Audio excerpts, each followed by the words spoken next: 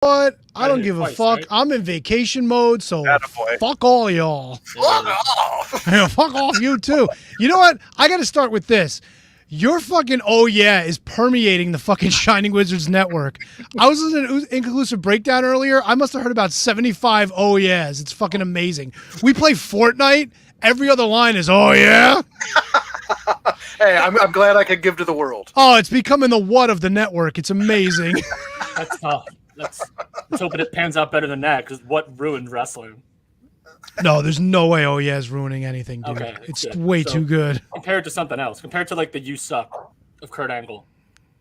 Because that's good. Oh yeah. The What Chant ruined everything. Oh yeah. What chant is awful.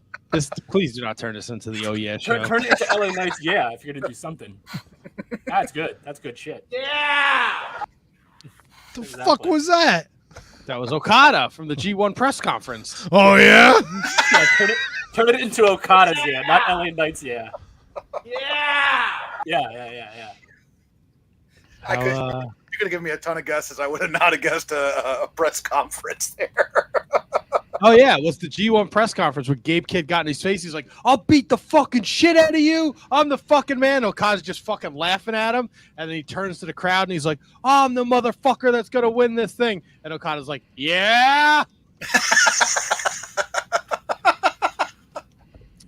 HK, you're whatever you're drinking out of it looks like it has a couple of photographs on the side of it. What do we got there? That's just that's the cup. I always have this cup. Oh, okay. It's got all Little the sticker action. yeah. It's got the year of Duke and Rogue stuff on there. It's got the Tot Spot stuff on there. You might be seeing a Wizards Cup coming your way. We'll see. Ooh, a Wizard's Cup. That sounds delightful. Is that Diana's thing? Diana's thing. I don't understand. Oh. Wizard? I don't know either. It was a question.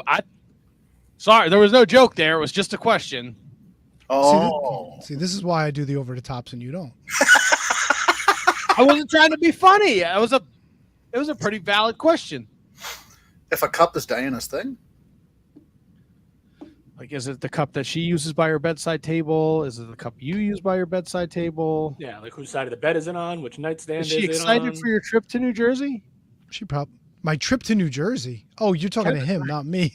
I'm leaving, bro. I'm in vacation mode. You can fucking say trips and it's like a fucking beacon going off in my head, dude. Where in Florida are you going? Orlando. Dude. Oh, are you going to Disney? Fuck yeah, dude. You got a fast pass? I had a few extra ducats. I figured let me give them to the mouse this year. Yeah, we gotta order all that shit when we get down there. It's not Fast Pass anymore, bro. It's Genie Plus. Oh, what? I don't fucking care. I don't go on those rides anyway. I hold the bags and I people watch because I'm a pussy. Oh yeah. beat me I to hold my bag too.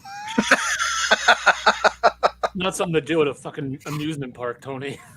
I grabbed my fucking bag. I mean, it is Florida, so you never know what's going to happen down there. Why? What could happen in Florida? It's Florida, bro. I love Florida. It's Florida, bro. I hope you become the next Florida man. Why would you wish such a horrifying thing on me like that? Well, because you say like you're going to Florida, like it's like, oh, what's wrong with Florida? Everything's wrong with Florida. But what do you want me to get hooked on meth and start murdering my family members? Like I don't know what the context is. You're awful like- mean tonight, bro. Like I don't understand. I feel like you'd be a little happier if you did that. Nobody does it like a thug. Wait, what is your shirt?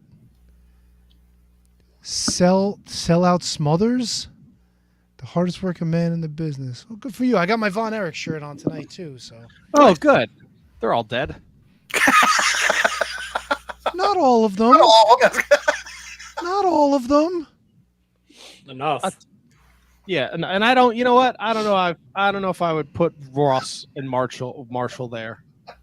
Why not, bro? They work Japan just like their dad, just like their uncles. What about Lacey? I put her there. Ooh, I'd put Lacey everywhere. That's right. What? Wait, isn't Lacey Kerry's kid?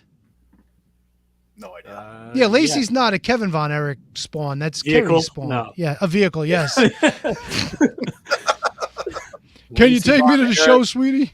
She's the daughter of Carrie. Yeah, she got both her feet too. So fellas, She probably doesn't ride a motorcycle. Lazy Von Erich doesn't ride a motorcycle, doesn't own a gun. Smart. God bless her, everyone. Yeah, but you got to be careful with that Tampax. TSS? I know. Nothing? Really? Nothing, dude. Wow. All right, it's going to be that kind of night. That was actually one of the when I was young. When I was starting a garage band, TSS was one of the names that we had played a gig under. Nice. Yeah. Then we Did found you know out a little bit more about it. I'm gonna have to Google what TSS is next. After she left the WWE, you know, one of her first appearances was at the ECPW arena in Lake Hiawatha. That Lacey Von Erich. Was she there for the Power Udi press conference? Oh, you loved it. No, she was there for. Doesn't say what she was there for. She was accompanied by Missy Hyatt, who. Uh-oh. If you're not reading, Todd is God. Mine's packed for the it's carry on for the plane tomorrow. I read the foreword and the intro and like 3 pages of the first chapter. So I'm almost done. Todd is God. You're fucking missing out. I'll tell you right now. Nothing like having Todd Gordon tell a story about catching the Sandman smashing Missy Hyatt in a cemetery. Yo! Yo! I'm banging a corpse in the cemetery. Yo! No, that's just Missy Hyatt. No, Sandman was when she got hired. Todd Gordon I haven't gotten there yet. I want to read it. Don't spoil it. All right. I want to get there. Yeah, Todd is Claude. What are you doing? I read the foreword in 3 pages. By the time he reads the book, it'll be fucking 2025. I just got it last Thursday. Oh, yours came late too? Mine came late too. Holy fuck. All right, can we start the fucking show, please? Jesus Christ. Why couldn't you just say toxic shock syndrome? Why do you have to say TSS? Because TSS it's one of those IYKYK things. Yeah, but what? We're too old to be doing that shit. Come on, No, we're man. not. We gotta be youthful, bro. No, we don't. Stop. Hello, fellow teenagers. There ain't no fucking teenagers watching this. I hope not. Is everybody in the club getting tipsy? Shots.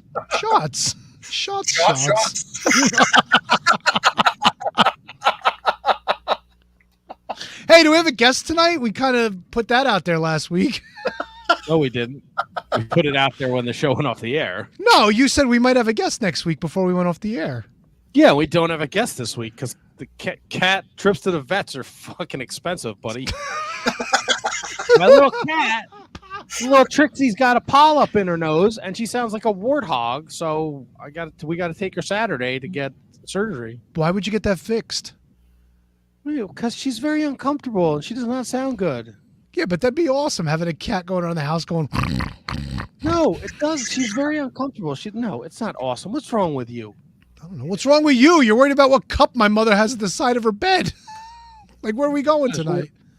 I wasn't worried. I was just asking. Well, There's no worry here. Curious. I like to be a curious Carl. Curious Carl. Curious Carl. Can we start the show, please? Yes. The show has started. You wouldn't do the intro. Yeah, all right, We yeah. got so much fun and excitement lined up for you guys tonight. Adrian Street's dead. I'm trying to use the flow. Heard any good jokes lately? I'm dead. Want to see my pud? The word of today is corpse. Pee-wee's dead. Exotic Adrian Street is dead. XPW should be dead. And it's all here next. Episode 648, the Shining Wizards Wrestling Podcast. Let me see them boys with them titties, son.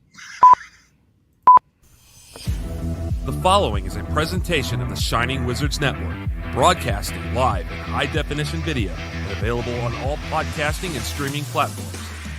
Follow us on social media at Wizards Podcast. Check out our merchandise at merch.shiningwizards.com.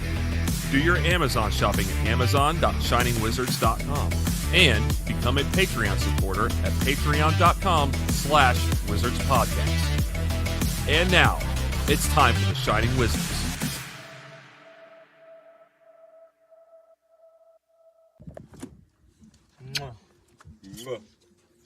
You are watching The Shining Wizard.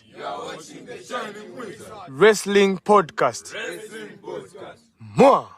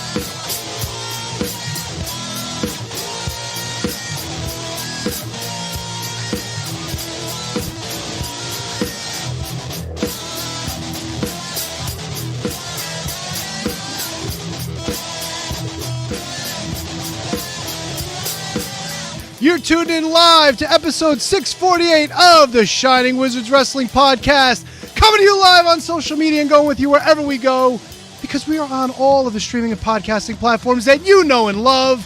I checked before the show. We're not the Von Erichs. We got all our feet, so it's time to get into some wrestling talk.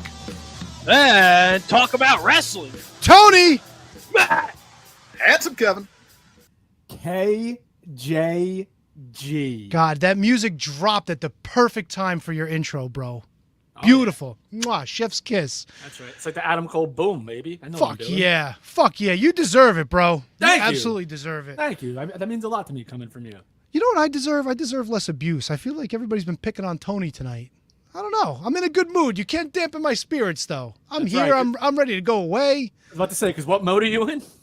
I'm in vacation mode. I was It's time. It's time. It's vacation. I can't fucking do it. Vacation I time. was going to start like a list of how many times you said vacation mode on the show. Oh, it's already way past. Yeah, it's at least like 4 already. You know what people don't get to see? They don't get to see us dancing along with the Wolf team for the intro. It's true. We got to figure out, you know what? We should leave ourselves up one week while everybody's dancing in the intro to see us dancing as well. You know what I mean? Oh yeah, brilliant. Wow. What are Where did you come from, Cotton Eye Joe? what's gonna happen with next week's intro, Tony? What's going to happen? It's going to be Kate dancing. Oh, don't start with the Kate stuff again, bro. What's wrong with you? People are gonna start to think you got a thing for Kate. Oh yeah. A thing for Kate, you say? Yeah. Somebody write that down. A thing for Kate is the name of tonight's episode. If the parts fit. That's. Hey, aren't we going to Wizards Court tonight? Oh, We yeah. are going to Wizards Court tonight, but a couple weeks ago you were talking about them hitters. Now you're saying Kate's gonna be dancing. Like, you gotta slow down, bro. Well, you asked me what's going to happen next week. I'm just, pontificating and throwing some ideas out there. You couldn't picture Kate doing yo-ho, yo-ho. Every day. No, I can't. I don't want to sound. I'm just gonna say it because it's just gonna come out the way it's gonna come out. No, don't say I it, man. can't tell who says the intro to that video. Well, they're far away. It's tough to tell who's like.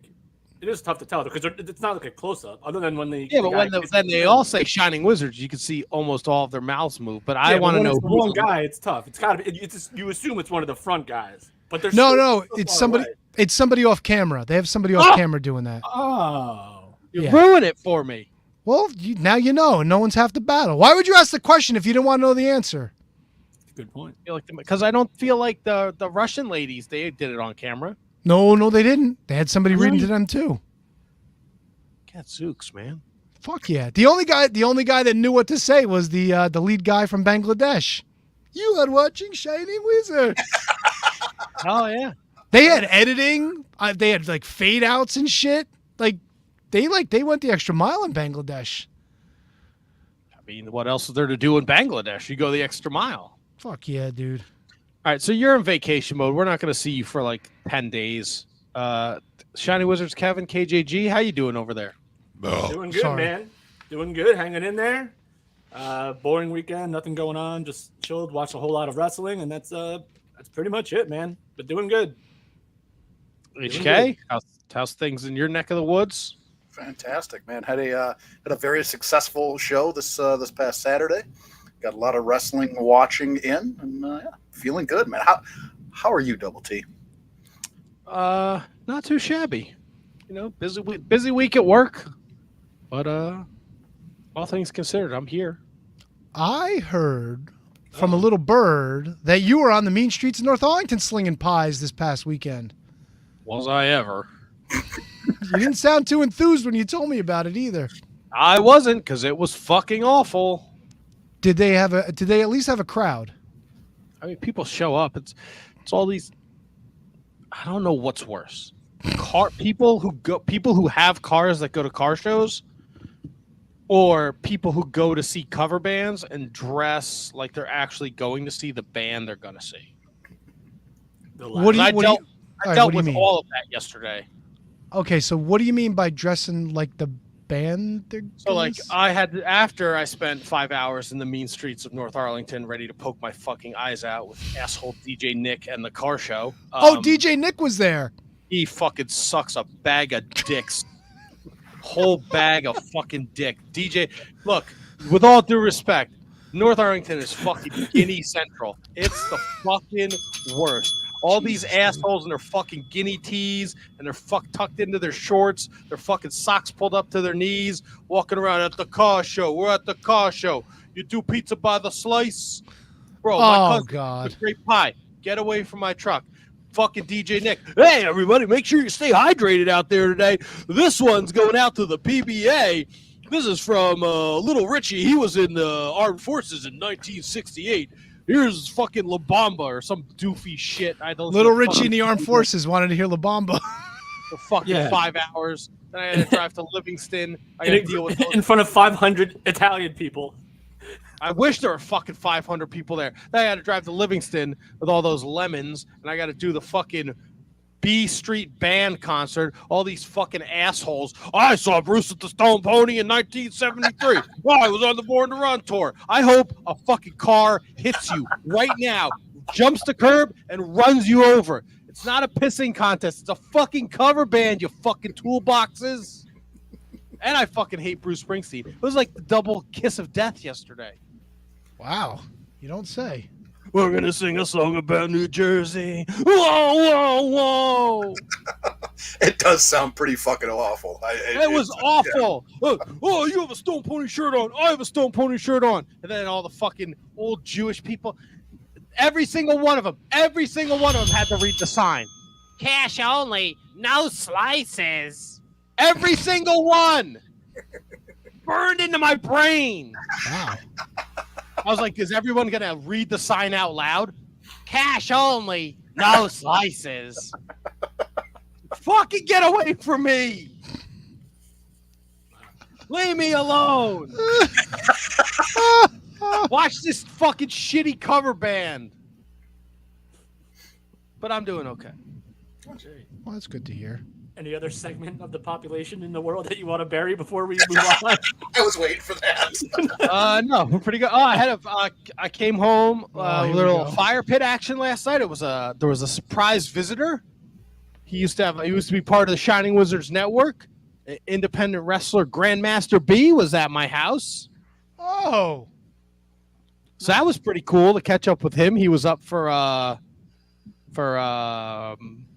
what's his car nuts? show? Nick Maddox has passed. Nick Maddox, Yeah, the the Strangler. Strangler. He passed last year, and I guess he was big into the Renaissance Fair scene. So they. Oh, was he ever? That whole crew. So he's All of getting them. honored this August. Like it's That's a big pretty deal. cool. That's pretty cool. So Anthony was up for that. So that was a nice surprise. How's he do? He's doing okay? Yeah, he's good. He's married. He's living in Florida. Doing good for himself. Pay him a visit. Oh, you no, can he's up see here him. now. 'Cause he's up here now. He's just visiting. He's not staying. Oh. Okay. What do you want? But like Who? you, like you just like kind of left us off there. I don't. What do you want? I don't know. He's not living here now. He stays. He's here visiting. What? Vacation mode. Yeah, really. What the fuck? This feels like we're Wait, all wait, on wait. a different page here. What are you doing? VM vacation mode right there, bitches. Yeah. VM, not motor vehicle, vacation mode. See, Not motor vehicle. VM. There you go. Look at that. Okay, wait, can you do? We used to be able to do blood with our fingers, like when we thought we were cool. Like, oh, the blood's in the crypts. You don't remember that shit? Never. Yeah. could Did do you like- think you were cool? Fuck yeah, dude. This is the shit. This is what I dealt with yesterday in North Arlington. People who thought they were cool. Their fucking dumb car show. Wow. Any nice cars? Fucking I don't fuck. I was in the fucking lot next to it, next to the fucking brisket guy and the donut truck. Now, do you trade food with the other food trucks? Be like, yo, let me get a pie. We'll trade for like a brisket or something. You can, but I won't eat off of very many trucks because I don't trust anybody else. Makes sense. The guy who shits his pants and drives the truck back to the fucking home base won't eat anybody else's pizza. I didn't say I won't eat anybody else's pizza. I said I any won't eat other off else's other food. trucks. There you go. Look, hey, I was not far. I threw my underwears out. And All I right, washed we heard my that. We hands. know the story. It's all right. Okay, well, you fucking bring it up. I just find it ironic that you have problems and standards with other food trucks. Dude, if you don't know Tony, you don't know half the food truck game, buddy. 95% of them just buy all that shit at Restaurant Depot. Like you're like, oh, these fucking rice balls are amazing. Guess what, you chode? You can go to the Restaurant Depot and buy a fucking case of them for probably, I don't know, $10 more than what you paid for them. No one makes anything fresh. Bro, you just gave me an idea. What if we all pulled up to the big barbecue bash at the end of August and we each run food trucks out of the back of our cars? I'm not gonna have my car there, Tony. I'll hook you up. Thanks, babe. I appreciate that. What would you be interested in selling? What's Handsome Kevin selling at Matt's Barbecue? I'm selling weens. No, you got to be selling one of them shitty side dishes that you love so much. Like fucking fruit salad or whatever the hell it was on that list. Sun chip galore. Sun chips. Fucking $6 a bag. That's a pretty good profit margin. Sun chips and sauerkraut. Fox sauerkraut. Oh, excuse me. Yeah, take it easy. No, that's a terrible idea. Vacation mode Tony has shitty ideas. Vacation mode Tony don't give a fuck. Are you gonna go to Star Wars Land, you fucking nerd? Fuck yeah, dude. We're building BB units while we're there. You're such a fucking chode. That's fucking awesome. Fuck yeah, dude. I'm going to bring it back to my office. I'm going to fucking send my BB down the hall to fuck with people. It's going to be amazing. Oh, yeah? Yeah. Oh yeah. Stop it! Raw pink meat.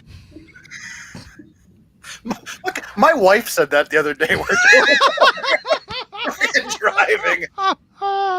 And she was like, she was talking about colors of, cause she has macrame, so she orders different colors, and one of them is actually meat pink. And that's one of the, and she's like, yeah, meat pink. Like, no. Is it brown? Some of them are brown, yeah. Are you going to come on us, Magnum? Yeah! Oh, yeah? The summer's almost over. I'll have time to add more salmon. Goddamn. All right, are we all caught up with the nonsense and the bullshit? Yes. Yeah. What is vacation mode over the top going to look like? I don't know. Do we want to get into it? Oh boy, do we ever.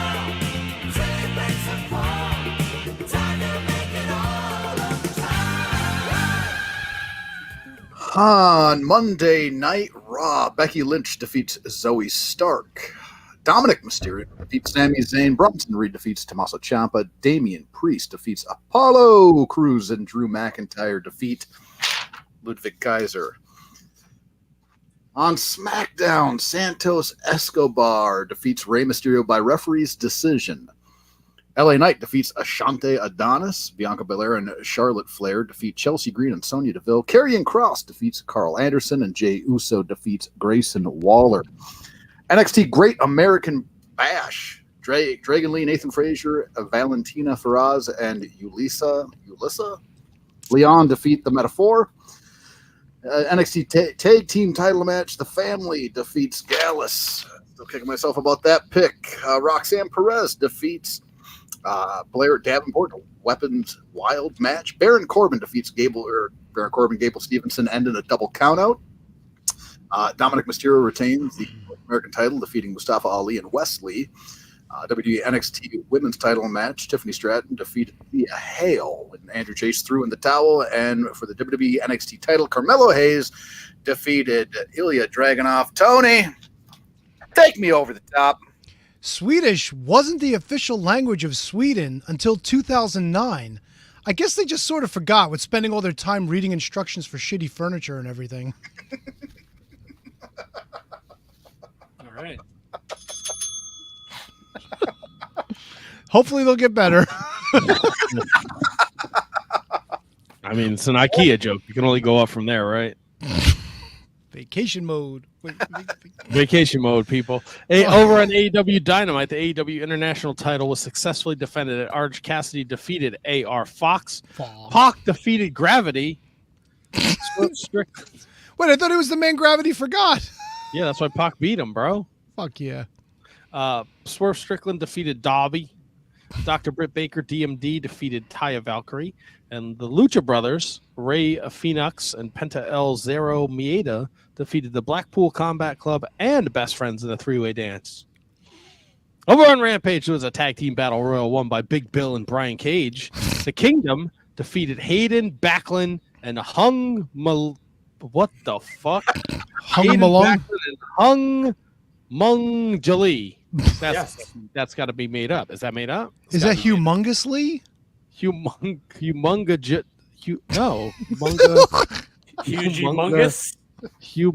Jolie. Huge humongous.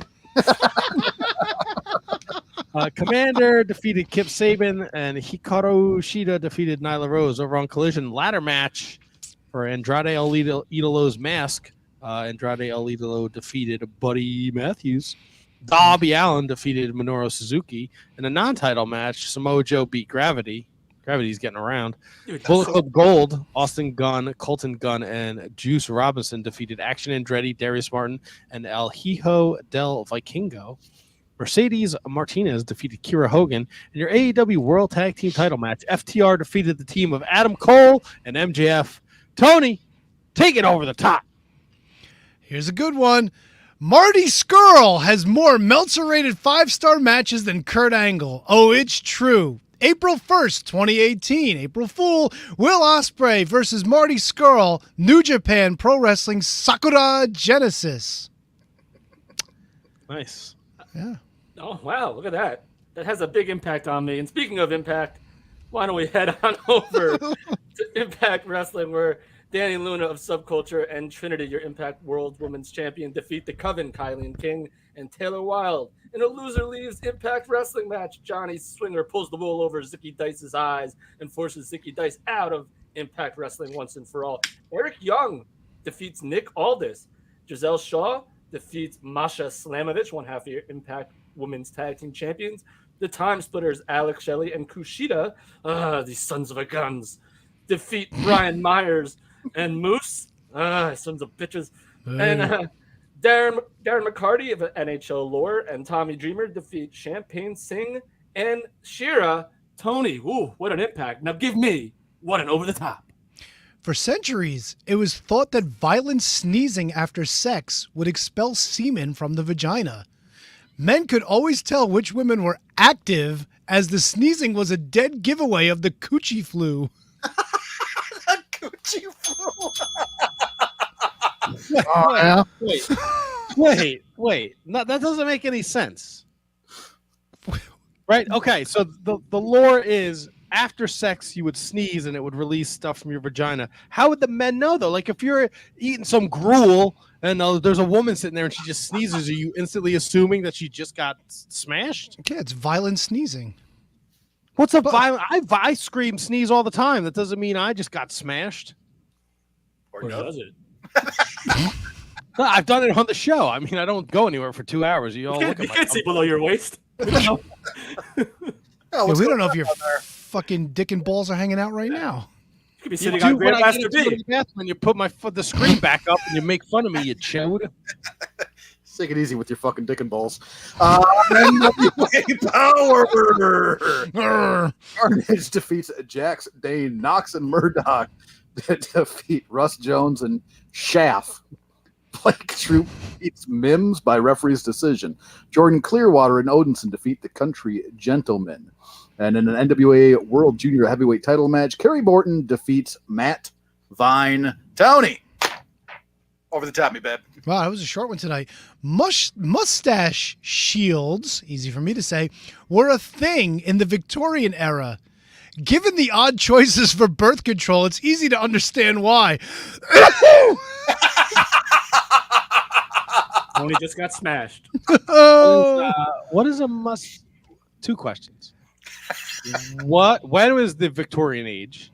Late 1800s, early 1900s. And what do you think a mustache shield was? It's just something to cover your mustache. Yeah, but what was it? Like a piece of paper, piece of cardboard, a carrot? What are you putting over your mustache? Well, if you want to keep the fucking coochie flu off your face, you would hope it'd be something that's not permeable. You think they were doing that in the 1800s? Oh, yeah. Fucking mustache rides? Over on MLW Fusion, Ricky Shane Page defeats Matthew Justice. Boy, if there was ever a wrestling name ever. Matthew Justice loses to Ricky Shane Page. Mr. Thomas with O'Shea Edwards defeats Jay Bougie. Bougie? Bougie. Opera Cup 2023 first round match. Trace Williams defeats Tony Deppen. And in an MLW World Title match, Microman. No way. No way. I refuse to read this.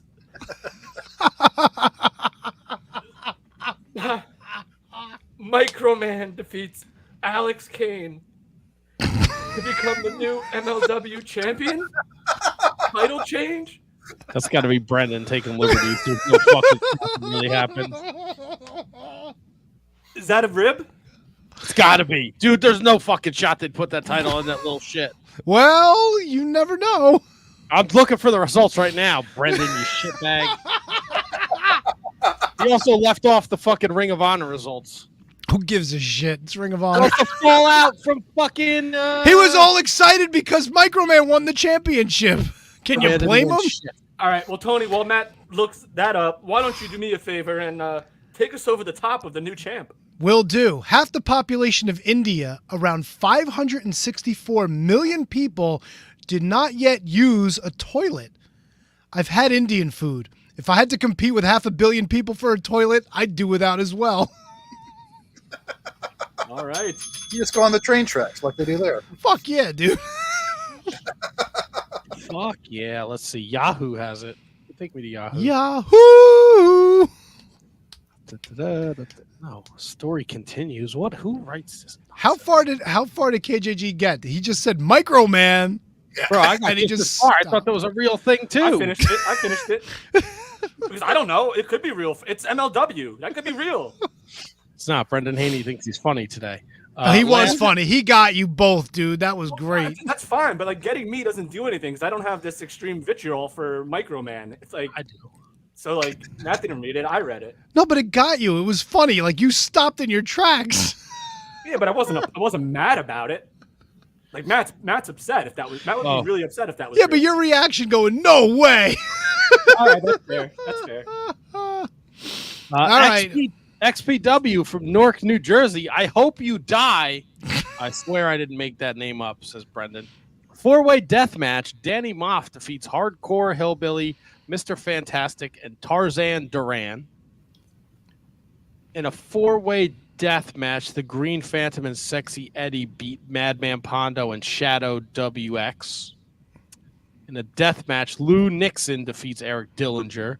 The XPW women's title match, Lou Dark, Shatan, and Tessa Blanchard, they go to a draw. The XPW King of the Deathmatch title, Razor Blade Board Crucifixion match. Schlack defeats The Body. Open challenge. Tight Kelly Vag defeats Loose Lips, Laura Muff, and Snitch the Virgin. Snitch the Virgin? Snatch Not the the base.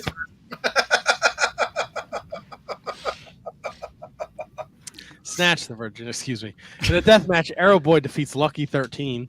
In your main event, XPW World Heavyweight Champion Alex Colon defeats Maga Butcher. Goddamn Newark, New Jersey. Tony, take me over the top, please. I do like that Matt is like, and Kevin get all nervous about Microman, but like Loose Vag or whatever the fuck that match was, they read that like no big thing, right? Who reads that shit. like no big thing? You think I'm not reading anything that says that? Matt did. Open challenge, man. What are you talking about? No big thing. I thought it was tight, twisted. Tight Kelly Vag, Loose Lips, Laura Muff, and Snatch the Virgin. Come Yeah, on. Loose Lips, Tight, and Vag. Come on, dude. That one you don't question? All original. I Of stop course. listening when when XPW comes up. I tune out. Oh boy, I got an XPW That's report in the a minute. show, Danny Moff. Anyway, Off is the exception.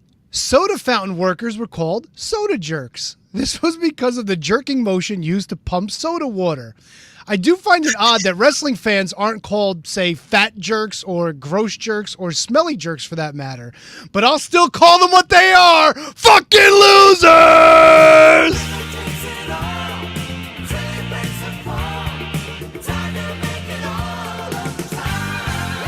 And that was your vacation mode version of Over the Top. Well done, sir. Thank you, sir. Well done all around. Give yourselves a round of applause. Come on, people. Come on, people. Bring it in. Bring it in. There we go.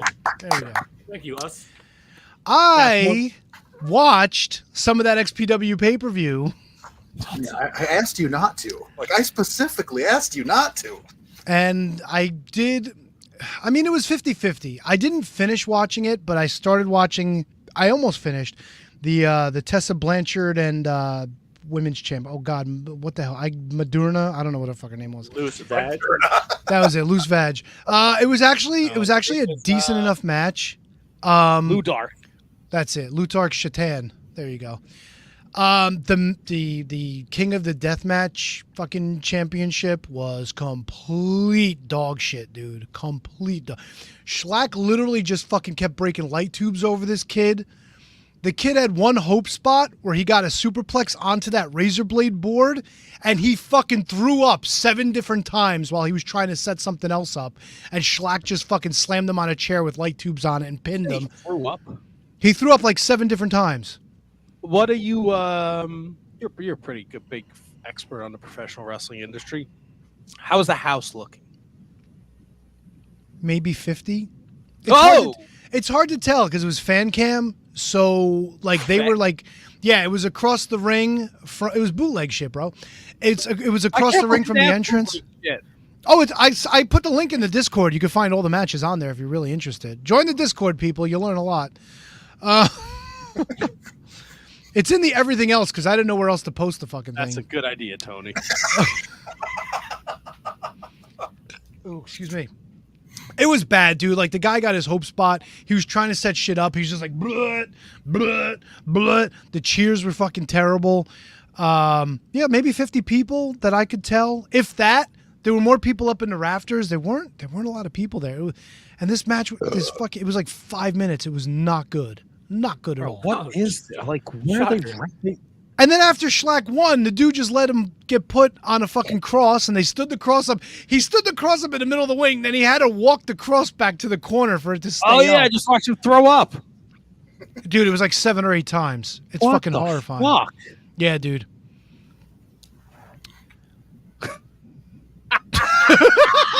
What is this? He's throwing up in the ring. Yep. What the fuck is this? And this wasn't even the final match. So not only do you have to wrestle on fucking broken glass and maybe razor blades, but now you get to roll around in this fucking guy's vomit.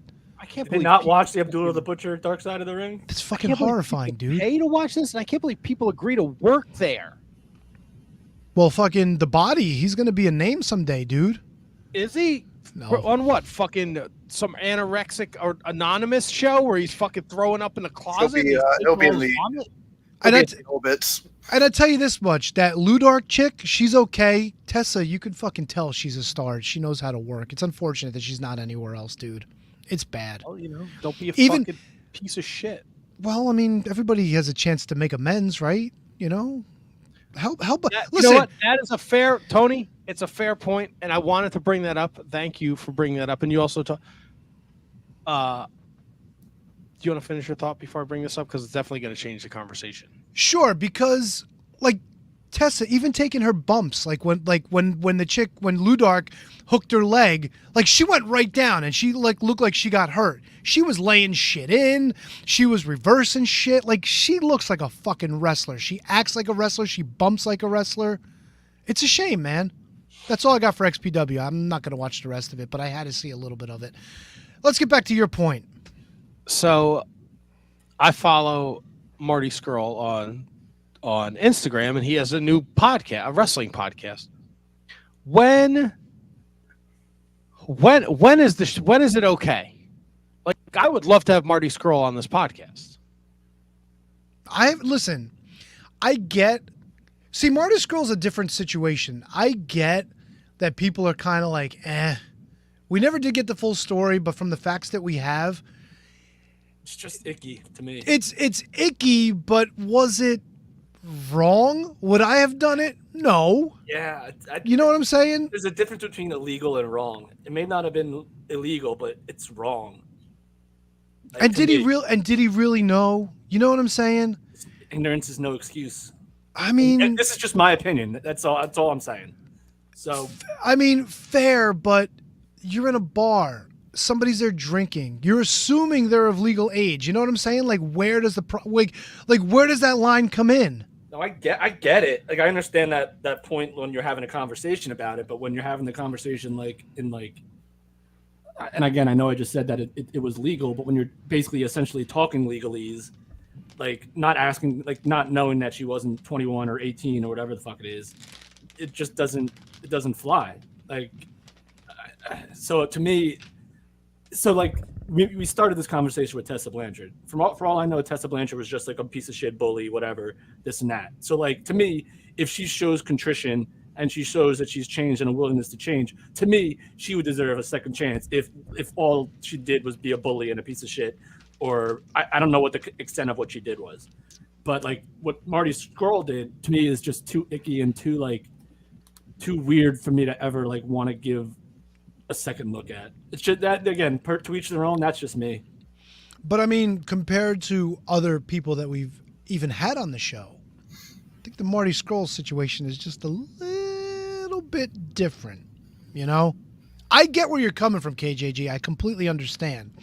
But I'm not so quick to dump Marty into those other buckets either. You know what I'm saying? Well, without naming names, I'm not exactly sure who you're talking about. Well, I mean people that have gotten second chances. I'm saying. Oh, second chances?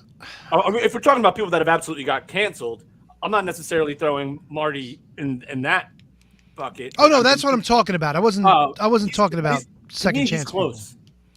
He's a lot closer to that bucket than a second chance bucket. Okay, and that's fair enough.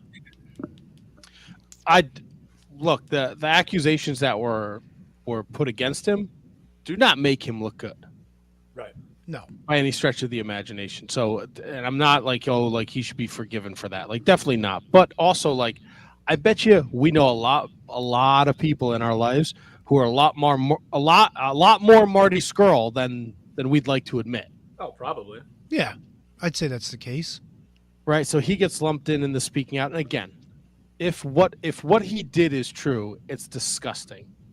But what did he really do that was wrong? Like I mean, I don't want to rehash old stories, but to me, everything that I've read, it was just probably a gross decision at worst, which doesn't make it right. I mean, taking out your dick and asking an underage drunk girl to suck it is probably not the best idea. But was she underage? Did he know she was underage? Like, what was the situation they were in? A place where you can assume somebody that was there would be underage. And you don't know. I mean, it's the wrestling business. Was it a flirty thing? Like, hey, it ain't gonna suck itself. Not from her account. It was not a flirty. All right, thing. and that's fair enough. I mean, I'm trying to make light of it, but that's no, but that's am I fair. like when is like clearly what he did is disgusting, right? But I think Handsome Kevin said it best a couple weeks ago when we talked about Rick Steiner. You can't come at something with hate. Like hate doesn't fix hate, right? So like, is he a changed person? I don't know, but like I would take a shot just to fucking talk to him. I'm sure there'd be blowback, and I'm sure there'd be people who wouldn't listen to our show because, you know, I get that vibe from the Discord that there's people who are like very much. Yeah, and right. And I get it. And Maybe I don't know. Like I would love to talk to Marty Skrull. I think he's got a fucking story to tell. would you talk to Tessa Blanchard? Yes. Yeah, I would too. But I think Tessa Blanchard's situation is a little bit different than Marty's situation. Well, yeah, you can't go on tour and be a racist piece of shit to your coworkers. Well, Who's I that? mean, That's we are. Tessa? Yes. Yeah, but we're I talking don't about the wrestling business. How many guys that have come through the business through the years, varying degrees of success, have been pieces of shit? You know what I'm saying? Look, there's pieces of shit in everybody's job in this fucking room. That doesn't mean they're not entitled to work and ply their trade and do their thing. They're just pieces of shit. You're not wrong. I don't know. Look, there's things like Rude Boy Riley, like never. Like that's just like you have pictures of children on your phone. Like that's disgusting. Yeah. That's gross. If you're not rotting in jail, you deserve to rot in jail. But then what about all Sexually these other assault- guys? Yeah, like what about all these other guys that like, you know, accusations of like ex-girlfriends and, you know. It's It's so tough, man. It's tough. It's so tough because there's like the Enzo thing, right? He was like this it ended up being a farce. Like this lady went out and accused him of a bunch of shit. He lost his dream job. Yeah. And then it all comes out later like she was just like telling fucking lies. Yeah. But I mean, then you're getting into the whole Me Too movement and whatever. And like I've said, should you believe everything that somebody says when they come forward? Probably not at first, but that doesn't mean you shouldn't take the accusations seriously. Should somebody lose a job over an accusation? No. Should you spend the time and the energy to look into it to see what the story is? Of course. But everybody got caught up in the whirlwind, and if your name even got breathed near a sentence with somebody else, the hammer came down. And I don't think that was fair to anybody, male, female, whatever. It's unfortunate. Lisa drops a couple of things here in the chat I want to point out. It says, Tessa's always been nice to her. Can't say anything bad. Also says, where is it? Come on. Yeah, you had it. That was it. But that still doesn't make it. I don't buy that. Doesn't hold water to me. Different countries have different laws when it comes to age. Right. That's what I said. It might not have been illegal, but it was icky as shit. And then, where is it? April Bob. Don't think Marty Warren's having his life ruined. Agreed. Oh, Jesus Christ, Apron Bump. Maybe she sneezed violently and he got the wrong idea. Well call back, Kyle, my man. Well played. I don't like I was like, I think I put something in the Discord about Hulk Hogan was on Theo Von's podcast Yeah. this past weekend, and someone was like, oh, I fucking can't stand Hulk. And I'm like, all right, whatever. Like, I get it, but do you not? And I didn't get into it because it's been a busy week for me, but I'm always curious, like, is it because he's dropping M-bombs? Is it because he's, I don't know. Like, I don't know. I'm But I having mean, a was he- hard time. That's the thing. Like, was he dropping N-bombs? Like, I mean, he got caught saying it, so yeah. he used a racial slur Dropping during pillow talk. That doesn't mean he's an awful person. It just means he fucking said an awful thing, you know? I mean, is that pillow talk talking about you don't want a black guy with your daughter? I mean, if he's trying to impress this woman that he's trying to, you know, make sneeze. You got that I don't know, like- coochie flu, do you, brother? We talked about it a couple weeks ago with Rick Steiner, and it's like the WrestleCon finally, like, they changed their tune on him. Yeah, but you also made the point, too. He was the guy sticking fucking Sharpies up people's assholes. Right, but like, when is that, like, I think there's things that are reprehensible and people shouldn't be like you're out. But like the fucking kid who's always with Teddy Hart, who's on a pedophile. Jason Raines, what's his fucking name? He's running a school. Like I can't believe people still work for him. I know like Marty. Well, didn't Kenny Omega rent his ring for that Sting and Darby shit that they did during the pandemic? Oh, did he? Yeah, that's where that whole thing came down too. Where Kenny's like, I don't work with the guy, I just rented his ring. Yeah, that was a thing. That was a while ago. Yeah, I don't know. Like, somewhere there's a line, and then there's like people who are like below the line, and those people shouldn't be allowed to get a second chance. And it's like kid touchers and people that fuck kid, like shit like that. I can't. And then there's other people who are like, okay, like time has gone by. Maybe you've learned. Maybe you're a different person. You also could just be another Rick Steiner. So it's like, I don't know. It was just a weird thing that was on my mind today. And then you brought up Marty when you did Over the Top, and his shit always pops up, and his videos are always entertaining, and he was talking about Attitude Era Wrestling, and I'm like, man, I would just like to fucking like chop it up with this dude.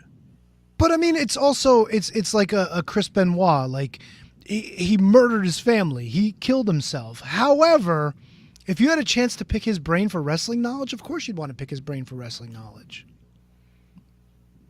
But does that mean that you should speak to him on a podcast? What do you got a Ouija board that really works? No.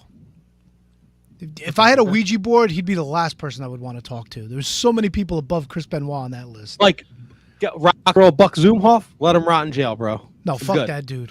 I'm good with that. Hey, he's a Minnesota guy, isn't he? Did you hear what happened to him at the end of his trial when they convicted him? They found him guilty. He tried to fucking break loose and run through the courthouse, and they had to tackle him. I've met Rock and Roll Zumhoff. Oh, did you go to one of his shows with his 4x4 ring? No, it was for, I believe it was an FLWA wrestling show. Oh, Flois. And Nick Bockwinkel was there. Ken Patera was there. Shifty Dan Schaffner, he was on there with the stick shift.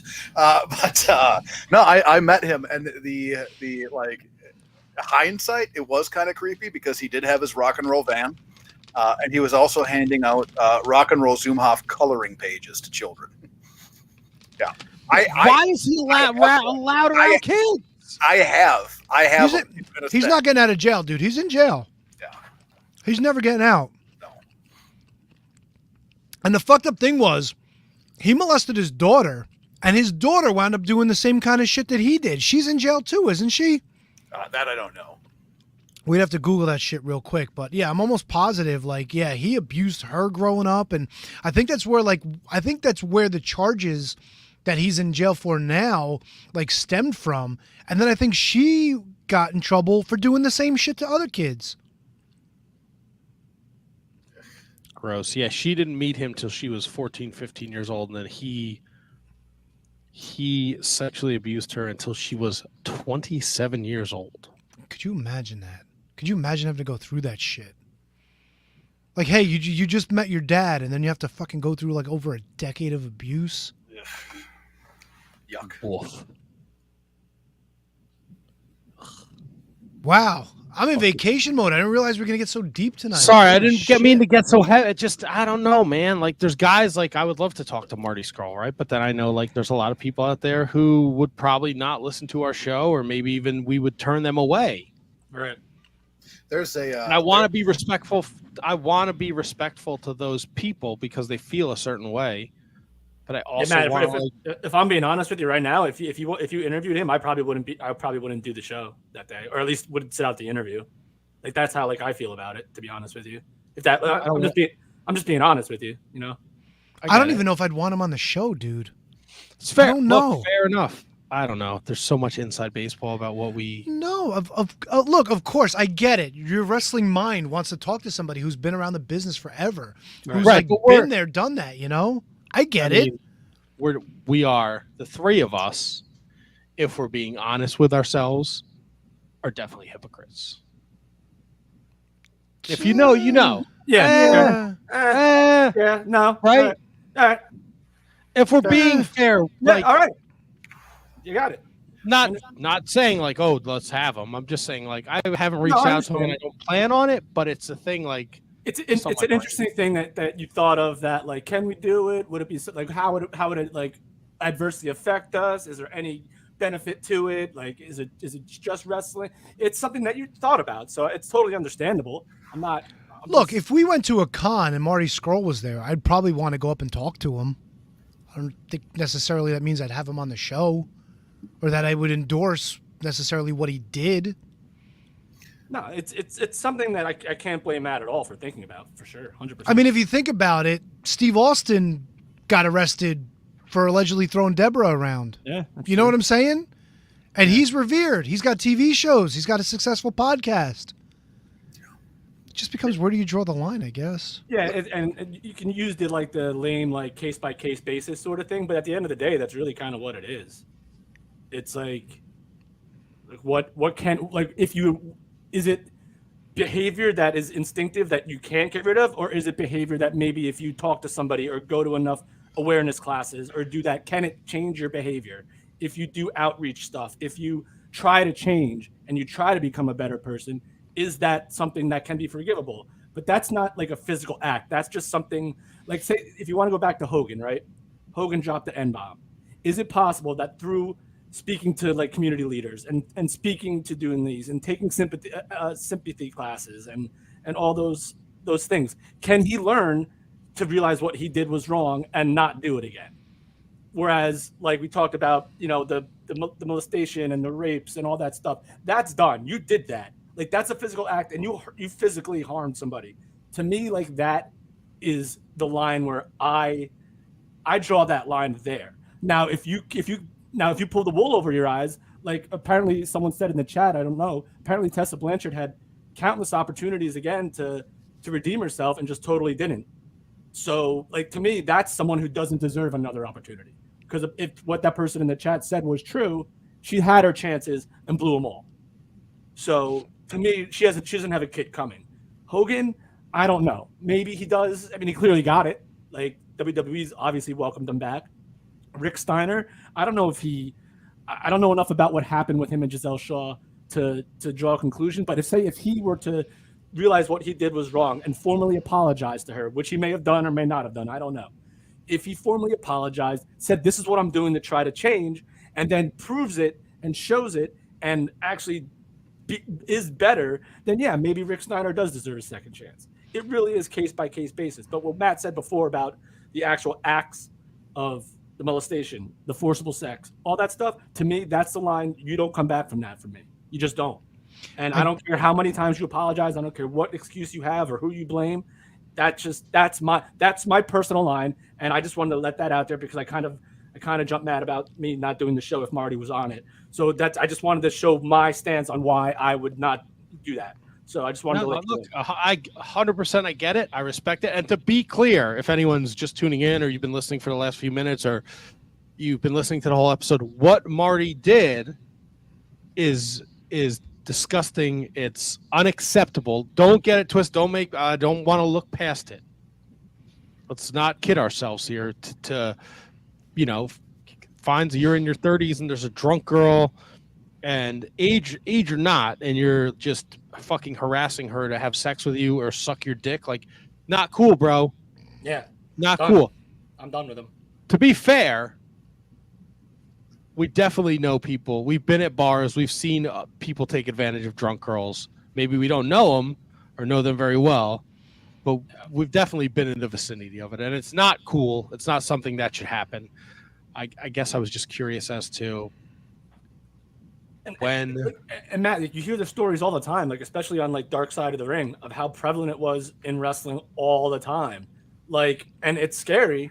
And at the time, you might not think of it, but like the older you get, like the more you would think that the older you get, the more mature you get. Like those stories about like, what was it? I think it was like that wasn't the Marty Jannetty one, but like how the wrestlers would like play a game where they would see how many like, what was it? How who can get the girl like the loopiest or whatever, and then like it was scary, like the shit that you hear them talk about. But I guess then it was normal. But you look when you grow up and you realize it's so much easier to realize how fucking disgusting and criminal a lot of what happened. See, that's the key word right there, Kevin. Criminal.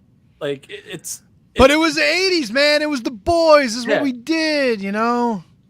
until Ric Flair did it on a fucking flight in 2011 or whatever it was. I still do. I mean, I do feel bad for the stewardess, the way she had to, you know, talk about everything that he was doing and whatnot. It's like, fuck. Yeah. There you go. It's kind of fucked up that in 2023, like, this is unfortunately what we have to deal with in wrestling. You know, anybody here from Velveteen Dream lately? Oof. No. Here's the thing that bugs me though, like, just to go in a different direction. The thing that bugs me is like Jimmy Havoc. Jimmy Havoc got fired from AEW. I think he was the first guy to get fired. They didn't send him away to.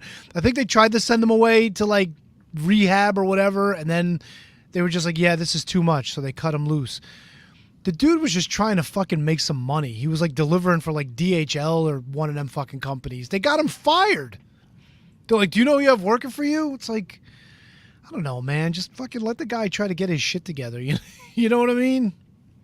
I mean, I don't want to dwell on this too much, but just didn't they find out that that Marty was working at like Disney or some shit like that, and then he got. Oh, that was Joey Ryan. Oh yeah, Joey Ryan. Yeah.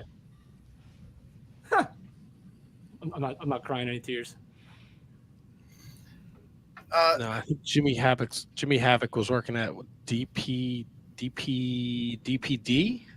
Yeah, DBC, DVD. DP. Oh yeah. Two things, I guess. Maybe three. One, like Matt said at the beginning, like you don't put out hate, and I still very much firmly believe that.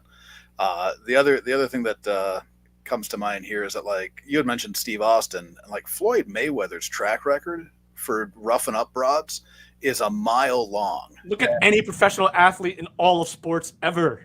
And it's unacceptable, and he's still collecting paydays. And then to Matt's point about the being able to change, like, one of the things that pops into my mind all the time, and what Matt said it right away, was Boy Meets World. A lot of great life lessons from Boy Meets World. That's right. They told Sean Hunter, they said, "You will never change," and he responded by saying, "How can I when you don't give me the chance?" Yeah. So you have to allow people the ability to make the proper changes and to get the proper awareness. And I think that's an important thing that's often forgot when situations happen. Like, damn the actions, right? Damn the words. Allow the person to make amends. Allow the person to grow from it. And I think that's the important part that I think sometimes people forget about. Brendan brings it up. Mike Tyson went to jail. I love Mike Tyson mysteries. Yeah, but he always maintained his innocence. He never said he did it. So that's a different story. But Matt, look at the starting pitcher for the Yankees, Diego Herman.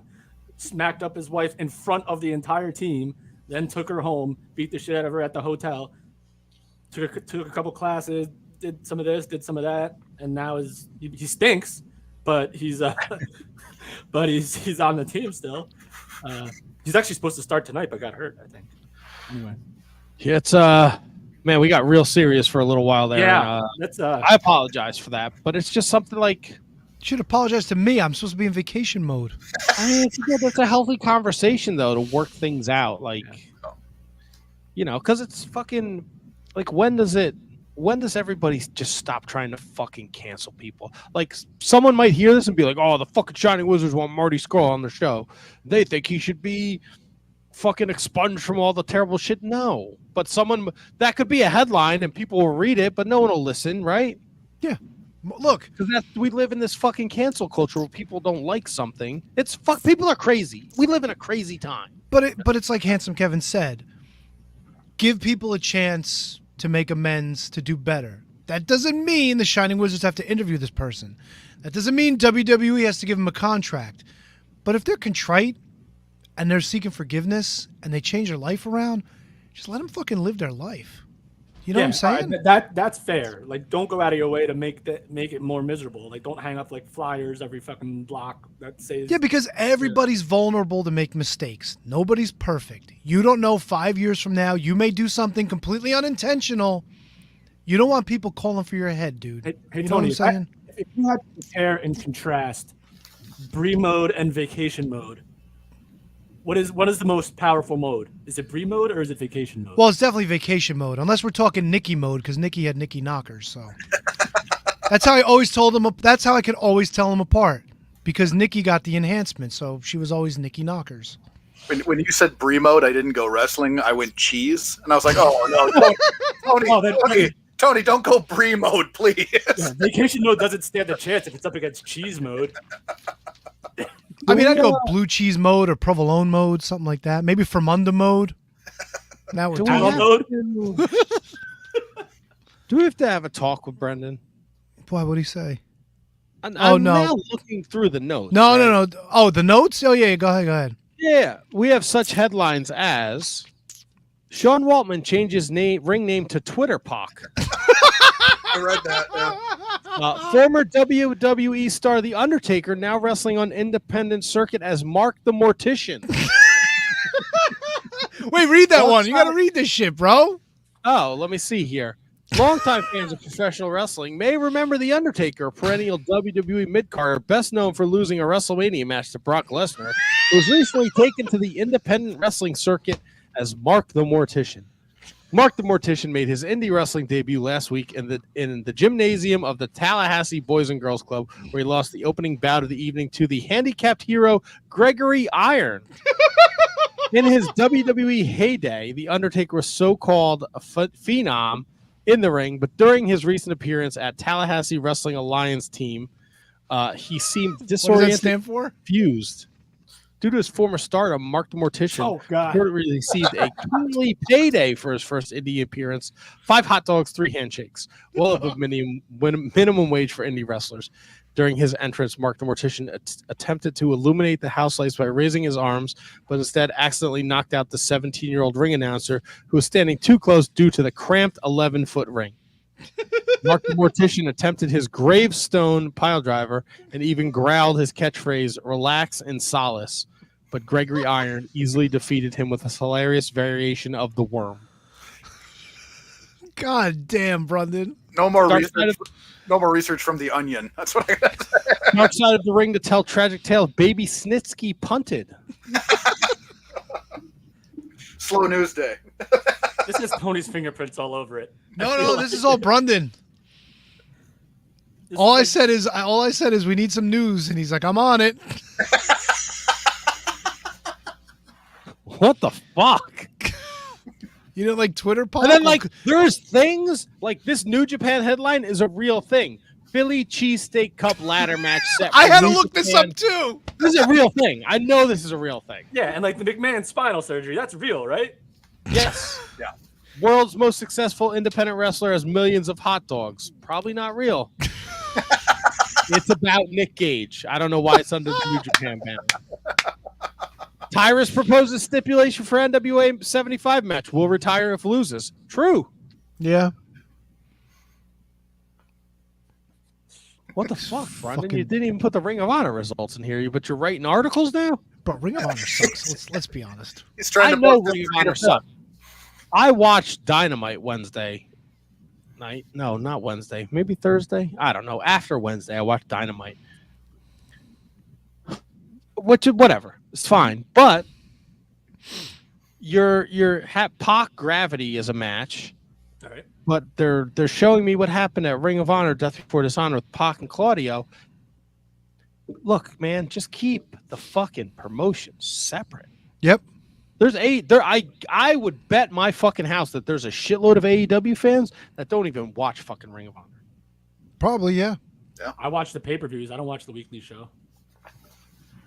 That's it. Right. So if you're an AEW fan, right, and you're watching Dynamite and Collision and Rampage, like, are you gonna buy the pay-per-view? Probably not. What, the ROH pay-per-view? Yeah. Yeah, probably not. Right. Listen. Did you watch Death Before Dishonor, Kevin? Yes, but I didn't buy it. You bought it. I didn't buy it. Someone bought it. Who bought it? Fucking beats Maybe me. did I buy it? The pay-per-view that was like 2 weeks ago? I did Yeah, not buy it. I watched it on Watch ROH. Turns out you did buy it, Matt. No, I didn't. I don't even think it's on Watch ROH. Maybe Kevin bought it for you. No, No, you can't buy it on Watch ROH. It's only no, it was on available on Fight. What was it on? Bleacher Report. Oh, maybe that's where I saw it because I watched it. Somebody's getting a bill. Hold on, let me check my bank statement. I didn't get a notification that I purchased it, so Well, Someone I'd spend my money on XPW, and I didn't have to do that. Thanks to FanCam. Unless I watched it on like Daily Motion or something. But, Pac Claudio, the main event. yeah, and then all like the Lucha, like Orange Cassidy got involved, and all the Lucha guys got involved, and Best Friends got involved. Oh yeah, we Right? talked about it last week because they didn't show Athena attacking Willow. Yeah. That was afterwards. Are you sure you didn't buy it? I am 100% positive I didn't buy it. Did you buy it? Let's find out. It would have been the weekend of the 21st. Stand by. Friday to the 21st was when the show happened. So in the vicinity of the 21st, 22nd, 23rd. You would have to remember it asked like confirm purchase, right? Oh, so what I do is like, there's gonna be like a link like that's already like, let's see, hold on, the 21st. I didn't buy it. Someone bought it. Let's see if it was me. Was it? Wasn't me. So the 21st was the pay-per-view was the 21st. Yes. Uber, gas, beer. Oh God, that was an expensive bill. That was dinner. Oh, that was a terrible idea. It's not in my. The last event I purchased on BR Live was Forbidden Door. Uber trip, Route 10 Lounge, Uber trip, liquor store, flight, travel insurance, Uber. No, there's nothing here for Bleacher Report. I don't know where you watched it. Did you get? Did maybe Kate give you a login information? No.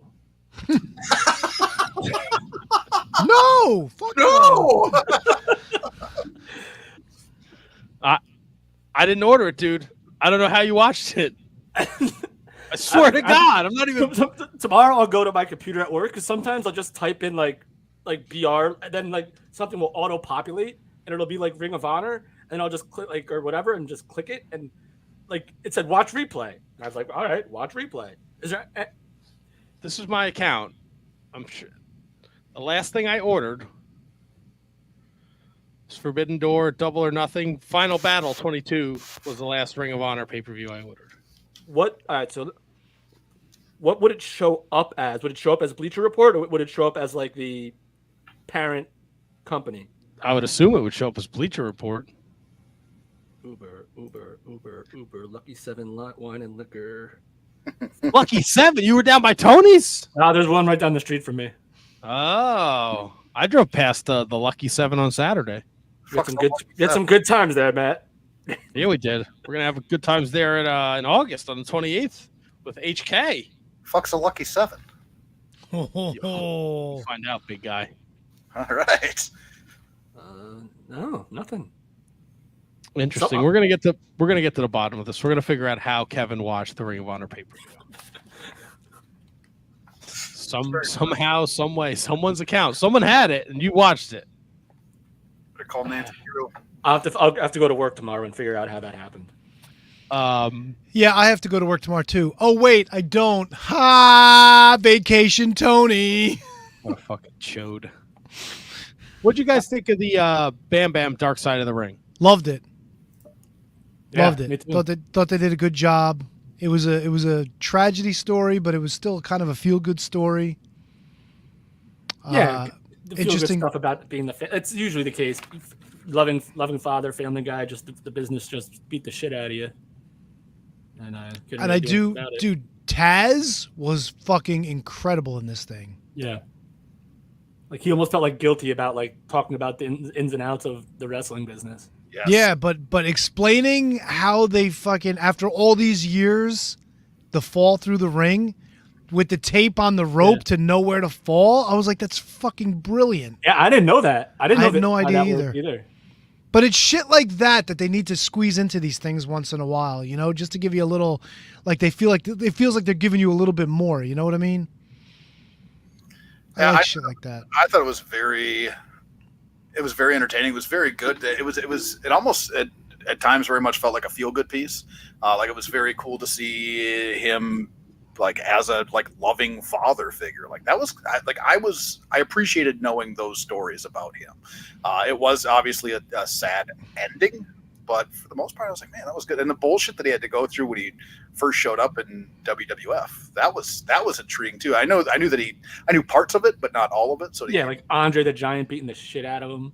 Yeah. And so I didn't realize how young he was when he got in. So that was kind of interesting. And I think the Matt Bourne one was my favorite one so far until this one. The Bam Bam one might be the best Dark Side that I've ever seen. And I tried to watch the Abdullah one. I couldn't get through it. It's rough. Really? It's so the whole blood talk. It just freaked me out, man. I had to get out of there. A lot of like this season more than any of the others. They've managed to get a lot of family members involved in the shows. What's the next? Is the Marty one next? No, Bash at the Beach is next. Yeah, it's gonna be a good one. The whole Vince Russo thing. Oh, the Jeff Jarrett 2000. Yeah, How much more of the story can they actually tell though? That's my bro. Because it's my side of the story, bro. Yeah, but he's got his fucking shitty show, and Jarrett's got a podcast, and Hogan's talked about it. But Bishop's talked about it. They'd be crazy if they didn't have Cornette throwing in his 2 cents. Because Cornette fucking hates Russo. Well, yeah, but what's the point of having him on there if he hates Russo? That could be fucking hysterical. I'd be interested. It's gonna be I think it's same old song and dance bullshit. Do you think they get Bischoff for this too? I know they got Jarrett for it because I got to watch that fucking commercial on Hulu. So I usually, if I don't watch it live, I watch it on demand. And every commercial break is a 1 minute Dark Side of the Ring commercial. It's the same one I watched 5 times in an episode. Jim Cornette saying, "They have more sex going to the ring than I had in my entire life." Oh, that's when I know the show's coming back. That's the last soundbite I hear. It was a cool episode too with Bam Bam because Bam Bam's a local guy, so you hear about the Jersey Shore culture and how he met his wife, and hanging out and being at the bars, bouncing, and that's how he met DDP. It's more of a local thing, kind of like how The Sopranos was so big in this part of the country too, because everybody around here fucking knows what they're talking about. Like, yeah, I've been to the Stone Pony. I remember that bar. I remember this and that. I went to the car show in North Arlington. Fuck yeah, dude. DDP was probably there. Wish somebody would have drove a fucking car through the parking lot. It's not very nice, bro. I'm not a very nice person. It was sad. It's sad. It's sad that he fucking put the wrestling business above his health and his family. And the doctor seemed like a piece of shit, at least according to the wife. It's every fucking doctor from the 80s and 90s, dude. Well, there you go. It wasn't Zahorian, was it? It was like his regular MD, wasn't it? What was I looking at? No, I don't think it was. I don't think it was primary care guy. Oh, I was reading the fucking Todd Gordon book. The ECW physician that they had for a couple years was a fucking foot doctor. Yeah, Raven said that. Raven said it was his friend. It was his buddy. They hired him because they needed a doctor. Yeah, his name was fucking Dr. Mark. How ironic is that? You really should be. Todd is God is a fantastic book. You should check it out. I can't wait to crack it open tomorrow. Yeah, so it was good. I thought it was cool. The kids were involved and the kids have all his memorabilia. That was pretty fucking cool. Yeah, I could have done with less kids and more actual wrestling personalities involved. You know what though? If I was growing up on the Jersey Shore, I might have made a move on that Bam Bam daughter. She was not bad, bro. Here we go. Come on, you go down to like Hunka Bunkas or Bar A, she's dancing. Yo, what's up, girl? Yo, you're Bam Bam's kid? No shit, really? Yeah, that just comes up fucking casually. Let a guy have his vacation thoughts. Like, Come on let now. Oh, the guy in the fucking ECW for Life t-shirts dancing up on me. Let me hit him with this jam. Yo, and she would be like, yo, you know my dad's Bam Bam? No shit. Yeah, let's get the fuck out of here. Come on, we'll go take a walk. That's enough. That's enough. Take her to the Hojo in Asbury Park, get some pancakes. Come on now. Kevin, what other wrestlers would you have liked to have been involved in the Bam Bam story? It's a great question. I mean, obviously, I was just spitballing, but I just thought of course, that's their dad, so like, who would have the most stories to tell about his personal life than his kids? But I was just like, man, like every other interview segment is like one of the sons. I'm like, I would have. Think about it. Who are the people closest to Bam Bam, right? Douglas was on there. Mhm. DDP. Canyon's deceased. Candido's gone. maybe like someone from like I mean, they had DDP. But was there anyone from that WWF era? Did they have Hogan on? Did they have like Don Morocco or Hacksaw or DiBiase? Don Morocco doesn't even know where he is today. Well, I don't know. I don't know where he is either. And his fucking face painted by the Metal Maniac. On Yeah, some they hang out at the Home island Depot in together. Hawaii. He actually has a podcast, I think. Who? Don Morocco. You fuck out of here. No, I'm not joking. Google that shit. Guarantee you. There's a couple of guys I think that they could have brought on would have been interesting. Ted DiBiase would have been an interesting one. I think if they would have gotten LT, I would have been very interested to hear what he had to say about his working with Bam Bam, like anybody in that era. Right. Like I wanted more people to shed light on why he got ribbed so hard for just getting over so fast. I just answered my own question right there. But I would like people from that era to come on and tell me like, just because he's like the number 2 to Hogan now, like you're telling him that you're getting too big for your britches. Like was Bam Bam being like a douche? Like was he being like the guy that said, they don't say that. They don't say that he was. Right. So like my thing is like, just because the guy is over as shit, like all of a sudden we're gonna rib him out of the company. Well, you got to remember too, like Andre was just a piece of shit to anybody that was like a big guy to begin with. Like, right, the stories with John Studd were fucking legendary. Hogan pulling over and throwing up on the side of the road, as much as a bullshitter Hogan is, I 100% believe that. 100%. When he says he didn't know if Andre was going to work with him, I 100% believe that. Because Andre was fucking drunk, miserable, in pain, didn't want to do it anymore, but Vince was like, we need you. But doesn't after Andre show his dominance, I guess, for lack of a better term, doesn't he usually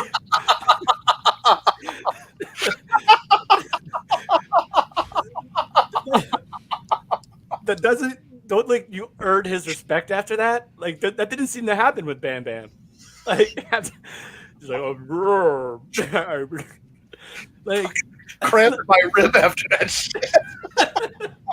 There's the name of the episode, Andre's Dominance. Apparently Don Morocco did have a podcast, and now the YouTube channel has a bunch of archives, and the first thing that popped up, Don Morocco, Bam Bam Bigelow was a pig. This is from the fucking slob that was eating a meatball hero during one of his matches in the fucking WWF. But yeah, Bam Bam's a pig. Yeah, he stopped doing his podcast. He did 49 episodes between 2021 and 2022. Okay. Wrestling shoot interviews and story time with Dutch Mantel. Baby. What the fuck? Did he go over? Story time with Dutch Mantel, baby. Oh God! See, now here's the thing, right? I want to look through the notes to like keep up a conversation. I don't know what's true and what's fake now. It's all fake. It is. I'm gonna go take a leak. The whole business is a work, Matt. Brother. That's it. I'll be right back. You guys do Attaboy. whatever you want to do. Don't fucking. The chair is blocking the camera. All right, don't do it. Sure. The chair's blocking the. Oh. All right. So now, as soon as he starts, I think he meant the chairs blocking the bathroom. He's fucking. Look at this fucking chud. The camera from the bathroom. All right, we're putting it back. Look at what this asshole did. See, we just had a big conversation about not talking about it when he leaves. Fuck him. Who do you think he is? Wait, look at that mic. What the Is that a fuck, sock? dude? He's got to watch that. That's bad. Bro, wait, can we zoom that in? Wait, how do I zoom him? Oh, in? that! Here we well, go. it's just a camera. Oh shit! Wait a minute. How? Somebody help me! I can't. How do I get him on there? Am I doing this wrong? Clearly. Well, somebody help me out, fools! I'm trying, man. Jesus Christ! Wait, let me try this one. No, that's not the one. This one? Yeah, maybe this will work. So we'll do this, There it and is. now we'll now. I got Now it. we'll do No, this. that There is- we go. That's all. That's the cats, man. Jesus, fuck, dude. Yeah, now I'm going to go take a piss. That's bad. Is Yuki's wasn't in the cat box? He might as well. His That's a microphone. good name for a show. We should put that one in the That's vault. fucking horrifying. Once they get back, then it's my turn. We're just taking turns taking peas. That's it. Minding your P's and P's. Hi, Matt. Oh boy. Why would you do that? 2 questions. One, Handsome Kevin wants to know if you pee in the litter box. No. And 2, bro, change out your fucking windsock, dude. My windsock. Yeah, this thing, the fuzzy. I tried to justify it, saying he has cats. I know, but you could throw it in the wash. There you go. Let Yeah. the man. Listen, he needs to be close to his cats. No, I didn't know if he knew you could wash them. You could just throw them in the wash. I do them all the time. Cats are always on the desk, man. No, I get it. That doesn't mean you have to fucking talk into it. I mean, look, you do you. If that's what gets you through the night, God bless, more power to you. Me, Guess I'd be through the night. I'm just thrilled to have the fucking everything working. All right, this is fair. We take the victories as they Fucking come. gonna bust my balls because there's cat hair on my fucking windsock. Guess what, buddy? I got cat hair everywhere. Yeah. Yay. Just tell By me, the way- there's no avoiding it. I'm not gonna wash this so it can just be covered in cat hair tomorrow. Yeah. Brendan Haney brings it up. Isn't LT still in jail? I think LT got reduced to a misdemeanor, so Yeah. I he don't did think not get any jail time. Listen, So there Matt, you go. I just went and like cat sit my neighbor's cats for like a week. I couldn't get the cat hair. Every time I looked somewhere else, there was fucking cat hair, and I only saw them for like 10 minutes a day. So I feel your pain, brother. Just accept it. Stop. Why you gotta fucking nitpick, Tony, right. about everything? Trying to help you out, bro. I don't need help. Yeah, Oh, everybody. Kate's here, Tony. You want us to all fucking drop out so you could sexually a molester with your voice? Christ, dude. Hi, Kate. Thing for Kate. Oh, let's all fucking. This is Tony's retaliation for HK having a thing for Diana. What the fuck happened? Yeah, He's I going don't after know, Kate. dude. He's Going angry. after KTG. I'm All not we- angry. All we did was suggest throw his windsock into the wash, and he got all angry, bro. Aw, ooh, ooh. Hi. Hi, Kate. I hope you're having a nice night as well. Bring her back something nice from Florida. Look at this Oh Canada motherfucker. Look at his rig.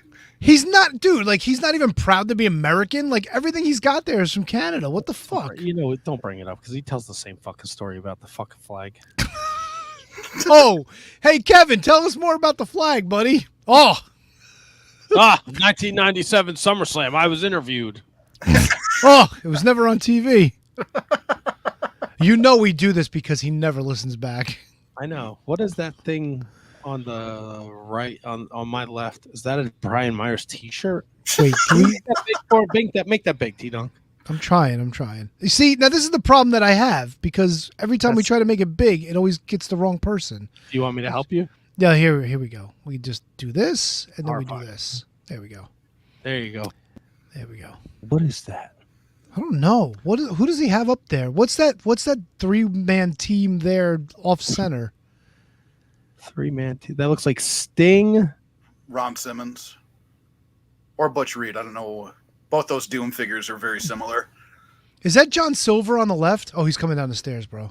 Is that John Silver? Yeah, it is. He's never been a guest on the show. Well, Kevin wanted his figure. He's supporting his boys. Fair enough. You know? All right. Your mic's off, dude. Keep going, bro. Oh, I thought I removed myself from the thing. No, you did. We were looking at your action figures, trying to figure out who was who. Oh, okay. Oh, listen, for new listeners, can you tell us the story behind the Canadian flag? Why is there an echo now, Tony, when you talk? Me? Yeah. There's no echo. Yep. I don't hear it. I don't hear it either. Let me ask you guys this. What? Now I hear it. You fucks. Yeah. I didn't do anything. You're all fucking mashing buttons over there, fat fingers. Shut up. Vacation mode, T-Donk in the house. Is it weird that SummerSlam is this Saturday? A little bit.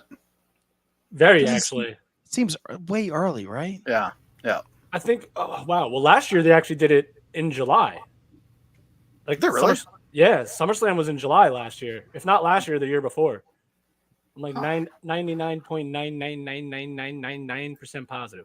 Yeah, last year was July 30th. Boom. Nailed it. So what's after this? Payback is the next pay-per-view, and that's September 2nd in Pittsburgh. And they're just bringing that bad boy back. When are they going to Saudi? I feel like there's a Saudi somewhere in there. Isn't there a London first? Not for WWE. I thought they announced. Maybe that's for 2024. Let's see. WWE Saudi. Are they going back down under? WWE in Saudi Arabia. What's the next show? It doesn't have one. The next show is you're fucking the worst Wikipedia. Well, they just did Night of Champions, right? So they can't be going back that quick. Well, they go twice a year. It seems like no. They went. Yes. Yeah. So maybe October? Oh, maybe you might be right there, Kev. That sounds more. So we got Payback in September. No Mercy is a thing. That's for, NXT. NXT. Fastlane's October 7th. Well, that's the one they're bringing I back. thought believe. Fastlane was supposed to be the stopgap between Royal Rumble and WrestleMania. We're on the Fastlane WrestleMania. What the fuck are they doing? What are you doing, WWE? That was They're our thing. You'd be like, Yeah, we're on the Fastlane to Mania, baby. They're on the Fastlane to Survivor Series. No, there's no Fastlane to Survivor Series. Survivor Series is big. Holidays. No, you take a bus because you need your team to be there. That's a great point. You can't be in the Fastlane if you're on a fucking bus.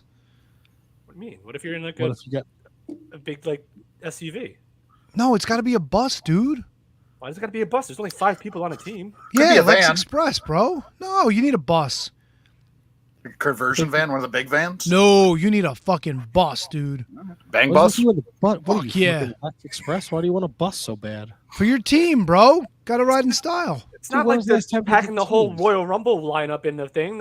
It's 5 guys. Yeah, 5 guys. Five guys. Baby. Fuck yeah. Packing 5 guys in nice and tight. Oh, yeah. I mean, they are capitalizing on the recent success of the WWE, thrown with all this stuff. Right, the WWE's hotter than ever. No, Wow. Yeah, no, Kate- they 100% are. Kate's looking for more. Just 5 guys? Oh, who did that? Oh, that was me. I was pulling up right. You made a great point. The bus and the speed went fast. Yeah, but Kate made a funny. Kate made a yes. You're right. Just 5 guys? it made that's a New Japan joke. I got it. Oh, then it's not as funny anymore. Yeah, I know. Now you took it away. Thanks Yeah. for ruining the joke, Matt. I like Anything else you want to ruin before I leave for vacation? it. Your vacation? Yeah, I hope you miss your flight tomorrow. Thanks, Dick. But the other day I was like, hey, where are you going in Florida? Or when you going on vacation? He's like, why, you want to hope the fucking plane crashes? No, asshole. I was just trying to be a nice guy. But now, fuck your hand. Thanks, Dick. I hope your Worst. wife and your kid get 2 seats, right? They're sat together. They're in the two seat section, and you're in a 3 section. I hope section. everybody next to a at your fucking fucking Karen pizza with a event dog. asks you for fucking single slices, you jack off. Cash only. Can we get a slice? A Karen and a Do you dog. have pepperoni? I hope every fucking customer fucks with you. No slices. Hope you fucking shit your pants on it. I hope your wooden pallet snaps while you're trying to get the pies out too, and then you got to reach in barehanded like a fucking gorilla. Why would I put a wooden pallet in the oven to get the pizza? to Dipshit? take the pizzas out? What do you fucking use? Your I dick? use a metal peel, not a Thanks, wooden Dick. pallet, you asshole. A metal peel? Tony, do you know That's what a what the mallet tool is? is called. Oh yeah, a mallet. It's a No, not hammer. a A mallet's a mallet. hammer. I You didn't don't- say mallet. I said the wooden fucking spatula thing. No, you said pallet or mallet. Pallet. That's what I But said. you know what a pallet is? Yeah, the fucking flat thing that you get the pizzas out with. No, the pallet. I'm not a pizza connoisseur. I don't know. Pallet is like a wooden plane that you stack boxes on. Yeah, so stack some pizzas on a pallet, you chud. What are you, fucking namaste over here, or are you frozen? You want to get some Francis Wright going so you can fucking center yourself? Fuck that guy too. He sucks a dick. What the fuck, dude? What? Fuck him in his dumb fucking tinfoil hat. Fucking asshole. I don't even know what the Oh, fuck- boy. What are we talking about? SummerSlam Saturday. You got to make picks on your vacation. I hope it fucking ruins your whole vacation. Gives a shit. Can we cover NXT so we can get to Wizards Court? Yeah. You want to talk about NXT? I didn't watch NXT. No, I mean, we did picks at fucking 9:45 in the morning. Fucking thanks, Brundon. Hey, are we picking NXT? Yeah, I think so. First of all, it Fucking wasn't assholes. fucking 5:45 in the morning. You fucking. I said 9:45. What are you people, deaf? Oh, Mallets? 5:45? 9:45 is too early for you. No, it's early for Kevin. I was worried he was going to miss out on picks. I knew what I was doing.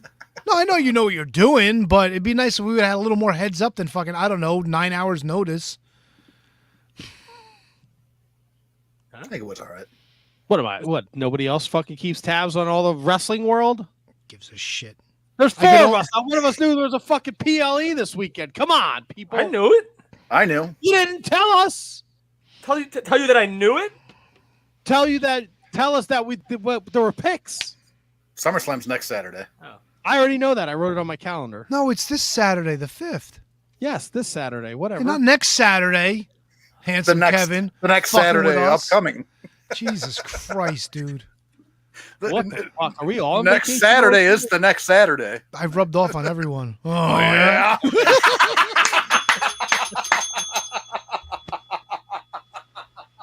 I'm a soda jerk. I heard. I heard the NXT show was good though. Great. Who Yeah. won picks? Who gives a shit? Who won picks? You, me, and Kevin all at 5-0-1. Oh, that Kevin- was fucking worth picking. Kevin went 4. Kevin and Brendan went 4-1-1. I think they both took Gallows. Yep. Stupid asses. That's the one that I was disappointed myself afterwards. I was like, Gable, that was Gable stupid fucking Stevenson and Baron Corbin went to a double count out. How the fuck does that happen on the guy's debut? Well, this They is what shit happened. They all get over outside it. the ring, right? And then the referee goes, 1, 2. You fucking Rick Knox chud. What, you don't think I fucking know what a count out is? I'm saying, how do you do this to the guy's Sorry, debut? Here, I'll do Baron Corbin got the fucking torch passed to him from fucking broken neck Kurt Angle. You would think he could do a favor for a fucking Olympic athlete. Jesus Christ. I didn't hate it. Hey, brains. Joey Morrell? I thought you were gonna do fucking horsey face. Horsey face. Yeah, horsey face. Tony, here's a project for you. Remember back in the day, Jessica Parker looks like a horse.com? Yes. Aubrey Edwards looks like a horse.com. Yeah, I'll get right on it. I'll put it. We have room for another website. You know We what? do. You want me to? Oh, dude, Yes. you want to talk about fucking heat, bro? Is he Not bad? I'll put the Shining Wizards logo on every fucking picture that we put up. Actually, I'll use the fucking logo from fucking Gorilla Brain. You're going to fuck up Kevin's chance of taking on a date and fight forever. Oh, I'm not going back there. Gable Stevenson and Baron. It's Gable Stevenson. Yeah, Gable yeah. Stevenson. Stevenson. The match was Baron Corbin is trash. He just is. As soon as he went from happy Corbin and bad luck Corbin, all that other shit, he lost all character. He's not entertaining whatsoever right now. So- That match itself fucking threw me for a loop because the fans shit all over it. Like I said, Kate said that Gable Stevenson sucks. I'm not gonna go. I agree with her in spirit, but he's just so fucking new. He has no freaking charisma. He has nothing, and he's so like physically monotone and one dimensional. It's so bad. And I understand why they did the finish the way they did because I don't watch NXT, but from all accounts that I've read, that they're trying to breathe new life into Baron Corbin. So you're breathing new life into this guy and you're trying to build this guy, you want to continue the story. That if I'm reading the tea leaves right, that's why they did the finish the way that they did. I have no that's me guessing. But Gable Steveson, Kate hit it right on the head. He's not even remotely ready yet. But I guess that's why NXT is where he's at. Yeah. Wasn't entertained by the match in the slightest. No, that was probably the worst match on the show. And up until the main event, I thought the best matches on the show were the tag match, the family against Gallus, and I thought that the first two matches, Roxanne Perez and Blair Davenport, I thought were tremendous. Then you had the triple threat with Dominic Mysterio, who held his own against Mustafa Ali and Wesley, which were great. A lot of fun spots there. Yeah, great match. Tiffany Stratton, God bless Tiffany Stratton and Theo Hale. They tried their best, but Mamma Mia. That was hey man, I love me some Tiffany Stratton. Don't get me wrong, but that was tough. rough. That was a tough watch. How did you feel about the finish? The finish pissed me off. I didn't hate that either because it's one of those things where you're still have high hopes for the person that loses the match. So it's a safe way of getting her out of there without really taking a loss. It's like when they took the belt off Backlund or when they took the belt off Brett for Backlund. There's a precedent there for it. So you don't want to like completely bury Brett or bury Backlund. You don't want to bury Hale. So you do that. I understand the logic behind it. I find Hale so annoying. I don't know enough about her, but I've from what I've read that they have really high expectations for her. And then Matt, if you have time, watch Carmelo Hayes versus Ilya Dragunov. Shit was fire. I'm telling you, that's the match to watch. You heard it here first. You heard it here first. Carmelo Hayes retains. Boom. NXT. I saw the clip of Dom going through the back with Rhea and Shawn Michaels going, "Your father should have spanked you." Wait, did he do it like this? Your father should have spanked you. I fucking hate Shawn Michaels so much. I fucking can't stand Shawn him. Michaels is looking more and more like George Carlin with a cross eye as the Hope days you go fucking on. run him over with your That's a car, great Tony. one. That's not Yeah, bad. you Tony. nailed it, Tony. That's not bad at all. Oh, That's good. wolf. Yep. Ugh. Great wrestling mind, I'm sure, but boy, is he the fucking shits. He's got a job for life. Yeah, I don't know what I did. I'm on vacation mode, baby. This is the only hand signal you know. Hey, when's Shitbox Lions coming back? She's been gone a while, no? The American Cream, Busty Rhodes. Ugh. She'll be back. She'll get her. Yeah. I like Yeah. it. Yeah. Great. Yeah. Hey, Yeah. 2 questions before we go into court. 1, what do you think of the MJF Adam Cole bromance, and do you think there was a plan in place to break them up, but it's clearly going so well that they're gonna kind of let this run its course? There's no doubt in my mind that they extended it longer than it should have gone, I think, because of how awesome it was. But I think the inevitable is still one turns on the other. Now, what they've done is a great job of me not knowing who's going to turn on who. So I think it's one of the most entertaining things, other than the bloodline. It's the most entertaining thing on TV. Here's the problem. If MJF turns on Adam Cole's just a fucking doofus, Sting level doofus. And I don't think you come back from that. What I do see happening is Adam Cole turning on Roddy and then just fucking sticking with MJF and forming some sort of new thing. Or Roddy fucking eventually joins them and they become like the MJ Bebe Elite or some shit like that. Or what if it's Roddy and MJF this whole time and doesn't necessarily make Adam Cole look all that dumb because it's Roddy the one that turns on him, and then Roddy and MJF ride together. I don't know, because I think if anybody shits on Adam Cole here, Adam Cole just looks like a fucking doofus. I think you either have to bring them all together or just have Adam Cole put one over on Roddy and then figure something out from there.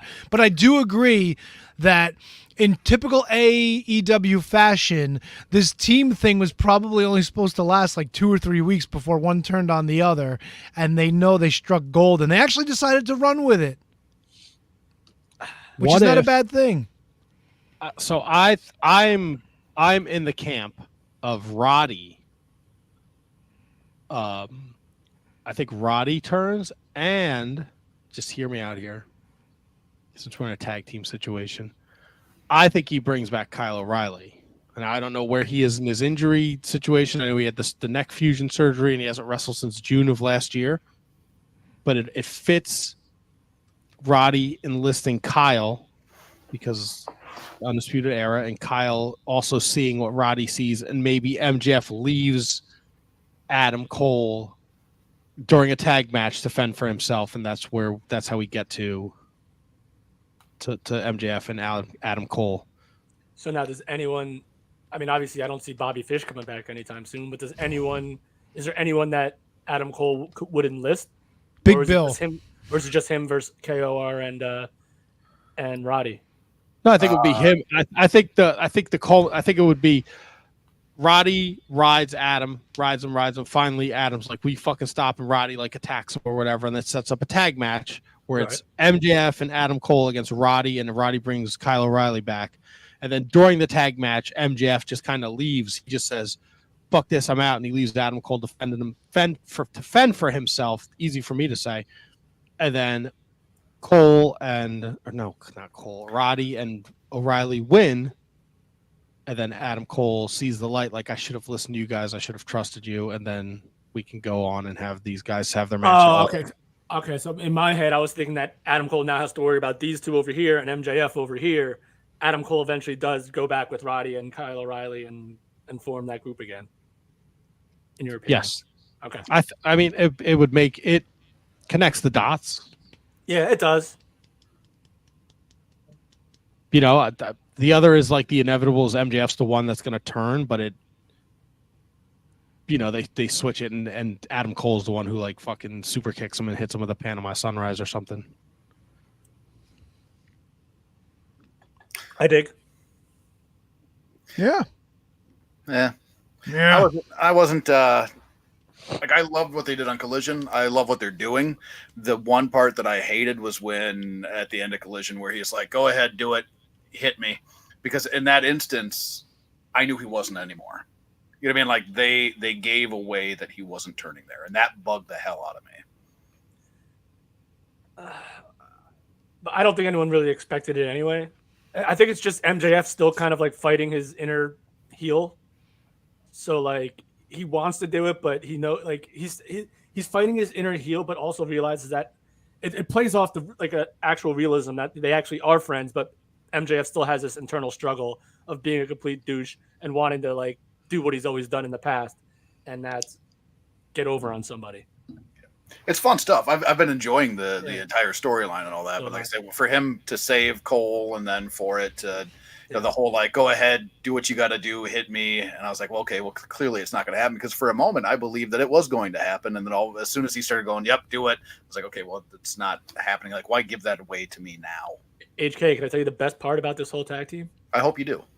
The freaking music mashups between the two songs. They are good. Oh my god! I didn't even realize there were two of them. I didn't realize that like the MJF has one where his is in front and then Adam Cole's is the background, and then it has "It's All About Them," and then they're both so good. You know it's all about that. My second question I pose to y'all as we head towards SummerSlam. Jay's not the guy, is he? No. There's gonna be a whole lot of stuff going on here. Jimmy comes back, and I don't care. Song to the tune of Jimmy cracks corn, and there's no way. I don't see it. I don't see it happening at all. Cody Rhodes has to finish the story. That's right.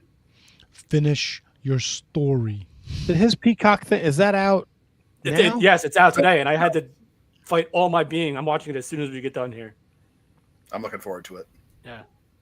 Like as soon as I saw it drop, I'm like, I'm not gonna have enough time to watch this before the show, so I waited. I'm waiting until after.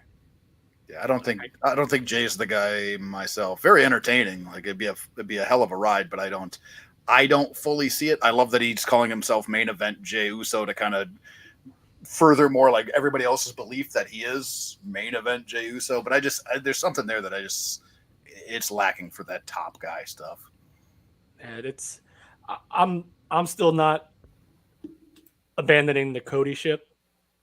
Like, even though Jay makes sense because the whole bloodline storyline started between Jay and Roman, but I can't. I selfishly I need Cody Rhodes to be the one to do it.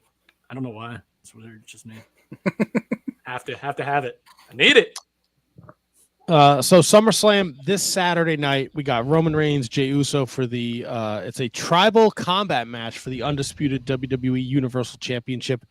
Cody Rhodes, Brock Lesnar, World Heavyweight Champion Seth Rollins against Finn Balor, IC title match Gunther against Drew McIntyre, triple threat for the WWE Women's Championship. Asuka defends against Charlotte and Bianca. Logan Paul, Ricochet, and who can stick their fingers in each other's butt as much as they can. Ronda Rousey, Shayna Baszler, Oh, no pigment. and SummerSlam Battle Royal. So far, we have LA Knight and Sheamus announced. Fella. Yeah. Brother, Yeah.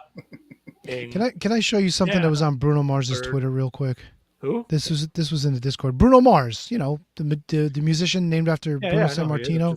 him and fucking Bruno Sammartino. Well, this was interesting. Can't wait to see. So this. apparently he was in Bahrain and somebody had a sign that said "Love you, Bruno." Do you recognize the picture? Yeah, I see that. Is that The Rock? Yes, it is. Where's it? Bahrain? Bahrain. It's in the Middle East. I think it's off the coast of Nepal. I don't know. I Bangladesh. just Googled it. Yeah. I heard they hired Mark the Mortician to work an indie show over there. Oh, fuck yeah, dude. Why wouldn't you? Hey, did we before we go to court, did we talk about Buff Bagwell getting arrested again? Oh, Buffy Bags. Oh, Buffy Bags. Oh, it's next to Saudi Arabia, actually, not too far from Riyadh. So there you go. Yeah. So did he actually do something wrong, or was he just charged because they stopped him and maybe he had an outstanding warrant? Like he tried to I don't know, tell a story. That He he's was been- arrested on the July 13th for DUI, driving under the influence of drugs and speeding. However, the Buff Daddy released a statement on Wednesday saying the offense is from years ago and he only received the sanction because he had failed to document a trip out of state properly. Just want to clarify to everyone that I'm 11 months sober. I see there was news out there I had to spend time in jail for a DUI, but this was from the original offense years ago. I did get a recent sanction because I didn't document a recent trip out of the state properly. So why would the charge be for a DUI now? It was probably a DUI then. and they just reported it as a DUI. So it's almost kind of like to me, like sanction is kind of just like another fancy word for like he had an outstanding warrant. And so Gotcha. they finally got him on the warrant. And so that's what his warrant was for. So we believe that he didn't revert to like Duffy Bags. I don't know. Duff Daddy. That took me a second. Nelly. Doing this goes over tonight, guys. It took me a second. Oh, God. last question before we go to court. CM Punk breaks out the title belt out of the bag and he spray paints over the E. Love it. Thoughts? So what does it say? Awe? Now Axe. AXW. Oh, Axwa. What does the X stand for? Extreme? Straight edge, baby. Oh. you put the Nelly. Yeah, man. I enjoyed the promo. It felt a little disconnected because he was saying like he went back to like I'm straight edge and I'm better than you, and then you know what I mean. Like it was a little disconnected. It was kind of heelish in the promo, but I enjoyed it. The only thing that makes me a little confused is how all of a sudden that just because like he says the championship means something, that all of a sudden like Ricky Starks wants that one instead of the actual championship. You know what I'm saying? Like I know he kind of played it off like I deserve everything that you have. Like half of yours is mine because I beat you twice and all that stuff. But like I don't know, or just because CM Punk says I never lost this and this is the real championship. He did pull out I'm the real world champion, a la Ric Flair I like that line. in 90. It's just like all of a sudden, like just because CM Punk says something, now all of a sudden I'm gonna need to want this belt. Like that's gonna mean something. Would it have been more impactful if he had done that when he first came back? Yeah. Like, he was carrying a bag around, and we all knew it was in the bag the entire time. But when he first came back, wouldn't it have been a little bit more impactful? Right, but the thing, I guess, but we all knew that he was going to end up winning the actual belt anyway. So, like, now that, I guess it does kind of make the other one seem like, I mean, you had, no, wait. When he first came back from injury, never mind. I apologize. Never mind. I got confused. Is the end game so this belt is on Collision? Like, is that what they're trying to do? Might be. It's weird, man, because now, like, you're kind of taking away from MJF doing this thing, and, like, those two don't really have anything to do with each other at this point, you know? Well, here's the thing. MJF was just on Collision. Yeah. So, I don't know. Look, guys, Phil knows what's best for wrestling, okay? I agree. Agreed. Phil Rhea? No. Pepsi Man. Pepsi Man, Phil. I don't know, man. Like you're the real, like the world champion of the promotion is in a bromance tag team, and then he's over here on Collision saying he's the real world champion, but he's already lost clean in a singles match and a tag match. I think the bigger story for me is the fact that he spray painted over the E. He made some pretty fun references there too, where he's like, "Because I'm a grown up," or how do you say? It's like, "I'm an adult." Like, he made some pretty fun references that I think were very well placed within his promo. Because I think I don't. They can't be that blind to the fact that the real money is going to be Punk and FTR against the Elite, right? That's where the money is. Right. So people want to fucking see. We went through all this drama and nonsense and bullshit. Like, Collision's been an unbelievable show to watch. It's a great wrestling show. And if we're gonna help, if Collision does well, then maybe Dynamite does well. It just seems like it makes sense. Like, why wouldn't this turn into a thing? You talking about the Elite versus FTR and Yes. Punk? So I agree with you. I just feel like, and I'm sure this can be like reverted just like that, but I feel like the further away we get away from it, the less interest I have in actually seeing it. And now, as a match, yes, I'll see that any time of the day, any time of the week. But in terms of like the actual story, like the further away we get from it, the less I find myself thinking about it. So like, they could easily change that with the drop of a hat, obviously. But when are they going to do it? A year, 6 months, Wembley? Like, when are they like when is it going to happen? Like, I just need to know. Tell me. Well, why do you need to know though? Follow the breadcrumbs. Follow the Blood Club? Sure. No, yeah, definitely follow the bread club. Follow the breadcrumbs. Like, if this, like, he could have put the X anywhere on the title, right? But he went right over the E for Elite. Well, the E's in the center. In the center, yeah. But it's like it's a double. Like, let's work. Like, I got more out of what Kevin said. Like, I'm the only adult in the room. I got that as more of a breadcrumb than painting over the E. I think they're both crumbs. Yeah, crumby crumb. Yeah, a lot of crumbs. So we're good. Just suck them up. But I don't like it's like the real world championship CM Punk against Ricky Starks next Saturday. Like, oh, come on. Yeah. Another meaningless belt. Love it. Classic AEW. It's got an X on it.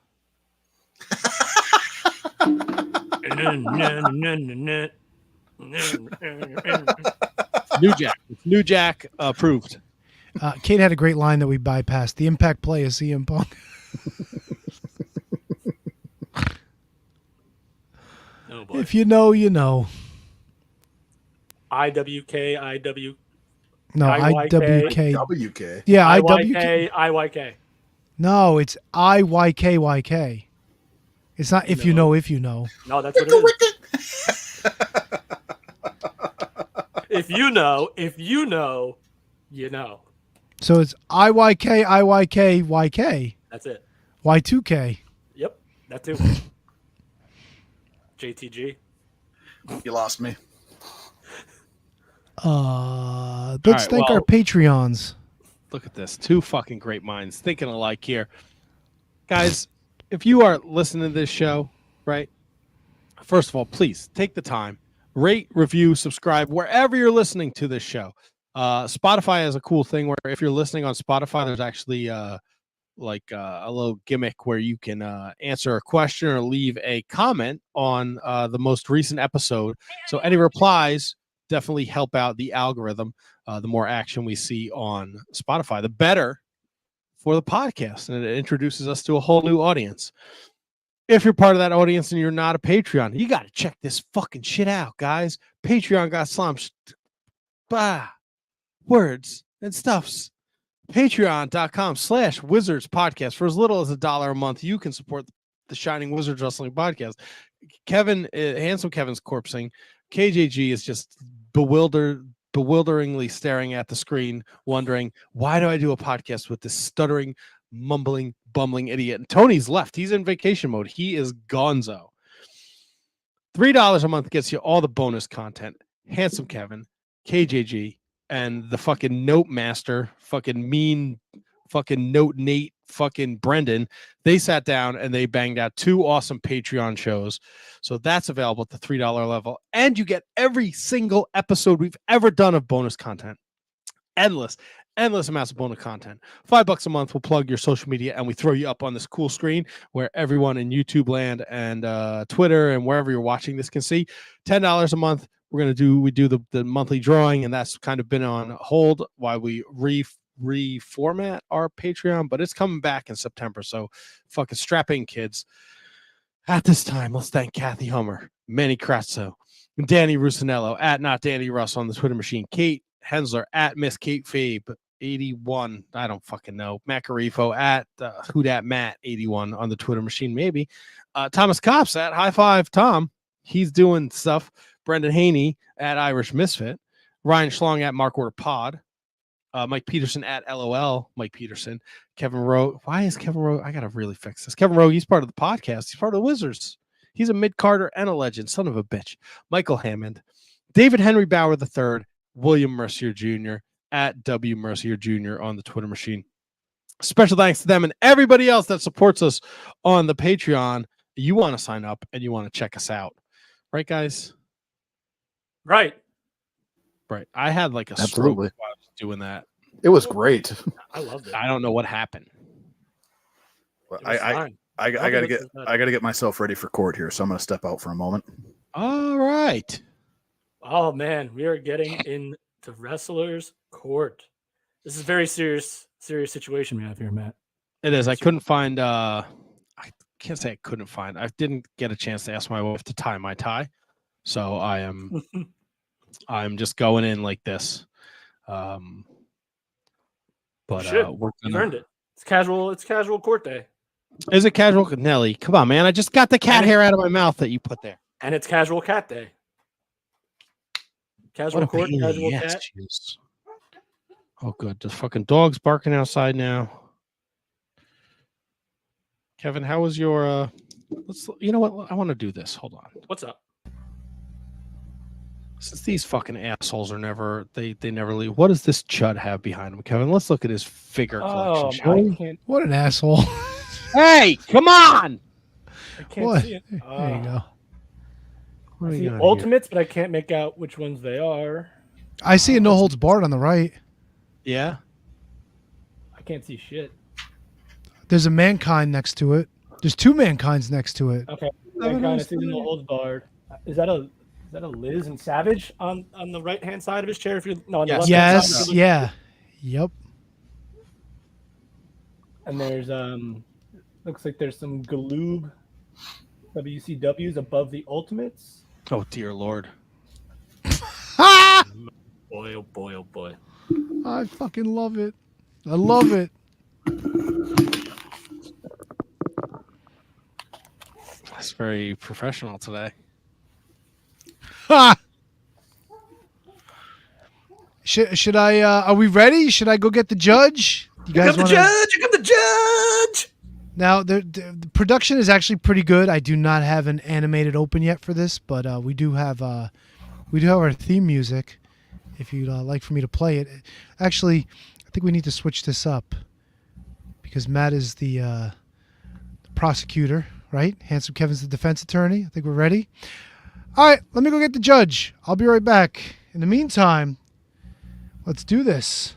What you are witnessing is real. Two professional wrestling fans have stepped forward to represent opposing sides in what has been deemed a crime against wrestling.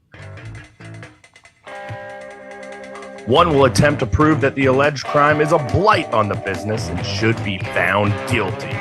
The other will attempt to defend and argue innocence. Both parties have agreed to have this dispute settled by the Honorable Judge Tony in this forum, the Wizards Court. The judge is going to be on his way in a second. We just want everybody to make sure they're ready. Don't all talk at once. I'm ready. I told Kevin before.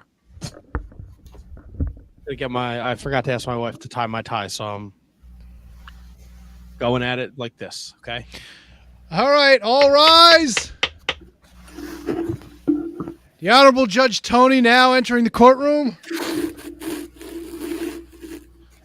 Gentlemen, you may be seated. Okay, KJG, since you are the bailiff today, can you please let me know what the matter is in front of the court this evening? What? The matter before the court, the reason why we're here. It says it on the bottom of the screen. Jesus Christ. Wizards Court, the people versus XPW. All right, I'll take appearances. Who's representing the people this evening? That would be me, Your Honor, Matt Bowman from the Shining Wizards Wrestling Podcast. And representing the defendants? That is me, Your Honor. Handsome Kevin. Okay, and what's the charge this evening? Why are we here? What's the issue? The wrestling industry has been tarnished by this so-called wrestling promotion run by hoodlums and criminals bringing their filth into an industry that's meant to entertain by bringing in just disgusting, unnecessary acts that don't belong in a wrestling ring, let alone in any form of entertainment. So officially, the charge is that XPW is a blight on the wrestling industry? I mean... Yes, Your Honor. Okay. Mr.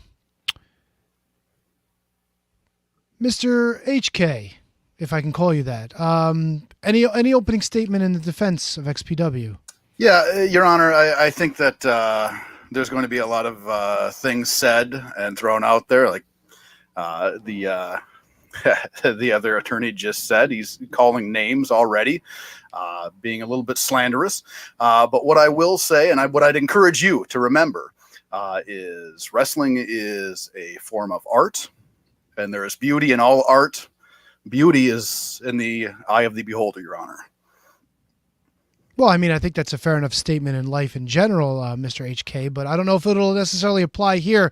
That all depends on what the people are going to present. Mr. Matt, do you have anything that you'd like to present to the court at this time? I would, Your Honor. Through the wonderful magic of the Wayback Machine known as the Internet, I have 3 instances I would like to bring to the court's attention. Okay, whenever you're ready. We're all sir. here because we're professional wrestling fans. We all enjoy the sport of professional wrestling. As one Colt Cabana would say, the art of wrestling. I've been a professional wrestling fan and an attorney for a very long time. And I've seen Harlem sewer matches. I've seen Nightstick on the Pole matches. But XPW, they have made the list of things I never thought I'd see in a match. Your Honor, I give you June 29th, 2002, the Raw Sewage match. Yes, sir. This is a thing. And for those not familiar, XPW was around at the beginning of the 2000s, and then they just recently returned. There were a woman who was involved in the match, held up a sign, "Rape Me GQ." I'm sorry, did you say rape me? Yes, Your Honor. This is a woman who was involved in the match. She had a sign that said "Rape Me GQ." And who's GQ? GQ Money would be the wrestling rapist, apparently, sir. Allegedly. Oh, so there was a wrestling rapist in XPW. Yes. Okay. I'm sorry. Allegedly. Continue. Allegedly. And their opponent was Angel, who at the time was a homosexual. Excuse me, Your Honor. The Alexa decided to play War Pigs. Excuse me. Alexa, off, please.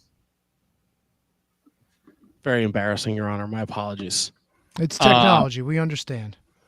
Yes. So there was the Raw Sewage match that took place in an XPW ring. We had the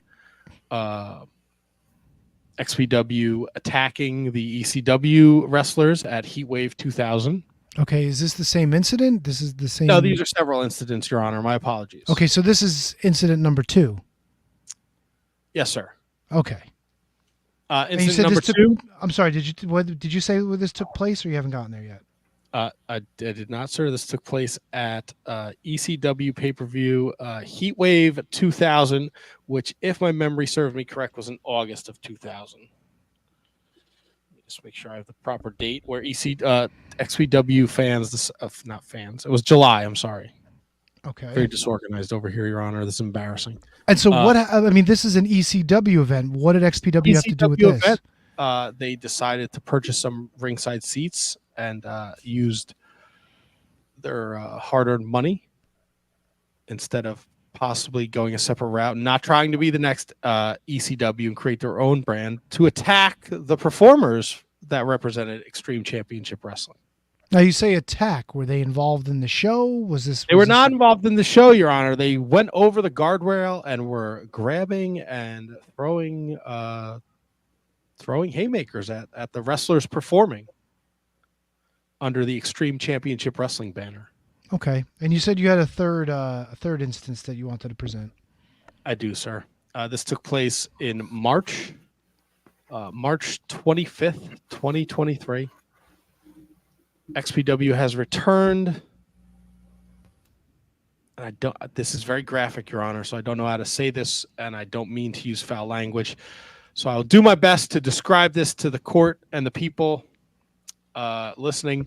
There was a wrestler known as The Body, and there was a specific incident where he took a syringe and used that syringe was used to penetrate his male genitalia in the middle of a wrestling ring as part of a match. So in the course of a match, this wrestler that you called The Body, he did what now? There was a what we call in wrestling a spot, sir, where a syringe was used as a weapon, perhaps maybe to stab an individual in the head or another body part. Well, this particular syringe was used to push through this individual's male genitalia. Okay, so let me ask you a few questions. This raw sewage match, was there anything else that happened in the match other than this woman holding up a sign that said "rape me"?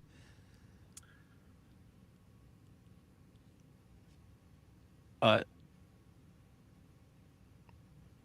on, I'm looking it up. My apologies. Well, let me ask you this too. Is there anything necessarily wrong with holding up a sign that says something, however you want to term it, rape me? Is there anything wrong with that? Yeah, what is inherently wrong about that you would bring that up as one of your 3 points of contention? It's not. I know they're XPW, and I know the X is for extreme, but I mean that is. But in general, wouldn't you say that that's a freedom of speech issue and not necessarily a despicable act? For an entertainment show? Well, I mean, XPW did say what did it stand for? The X? Was it extreme? Extreme, yes. Okay. Would that necessarily be an extreme act to have a sign that says something like "rape me"? I believe so. Yes, that's a crime in many states, sir. Are children at these shows? From what I can gather from the pictures, yes, it looks like there are children here. Are these shows advertised as adults only? No. So XPW is actively letting children into these shows, these wrestling matches. Yes. Okay. There's also apparently a spot where there was a pool. There was a bump taken off the top of a crane into a pool full of feces. I'm sorry. What is a bump?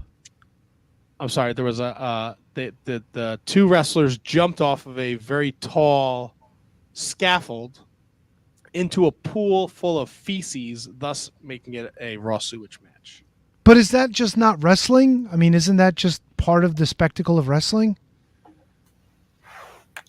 A pool full of feces, Your Honor? I'm asking you. You seem to be the expert on what's, what is inappropriate. So I'd like to know why you'd argue this. I think a pool full of, excuse my language, shit is disgusting. But is it not part of the show? Was this show advertised as having a match with a pool of feces? I mean, a raw sewage match. Was there anything else in the raw sewage beside feces? Well, I mean, I'm sure there was. So this is not necessarily false advertising. Yeah, you're correct, Your Honor. It's not false advertising. Okay.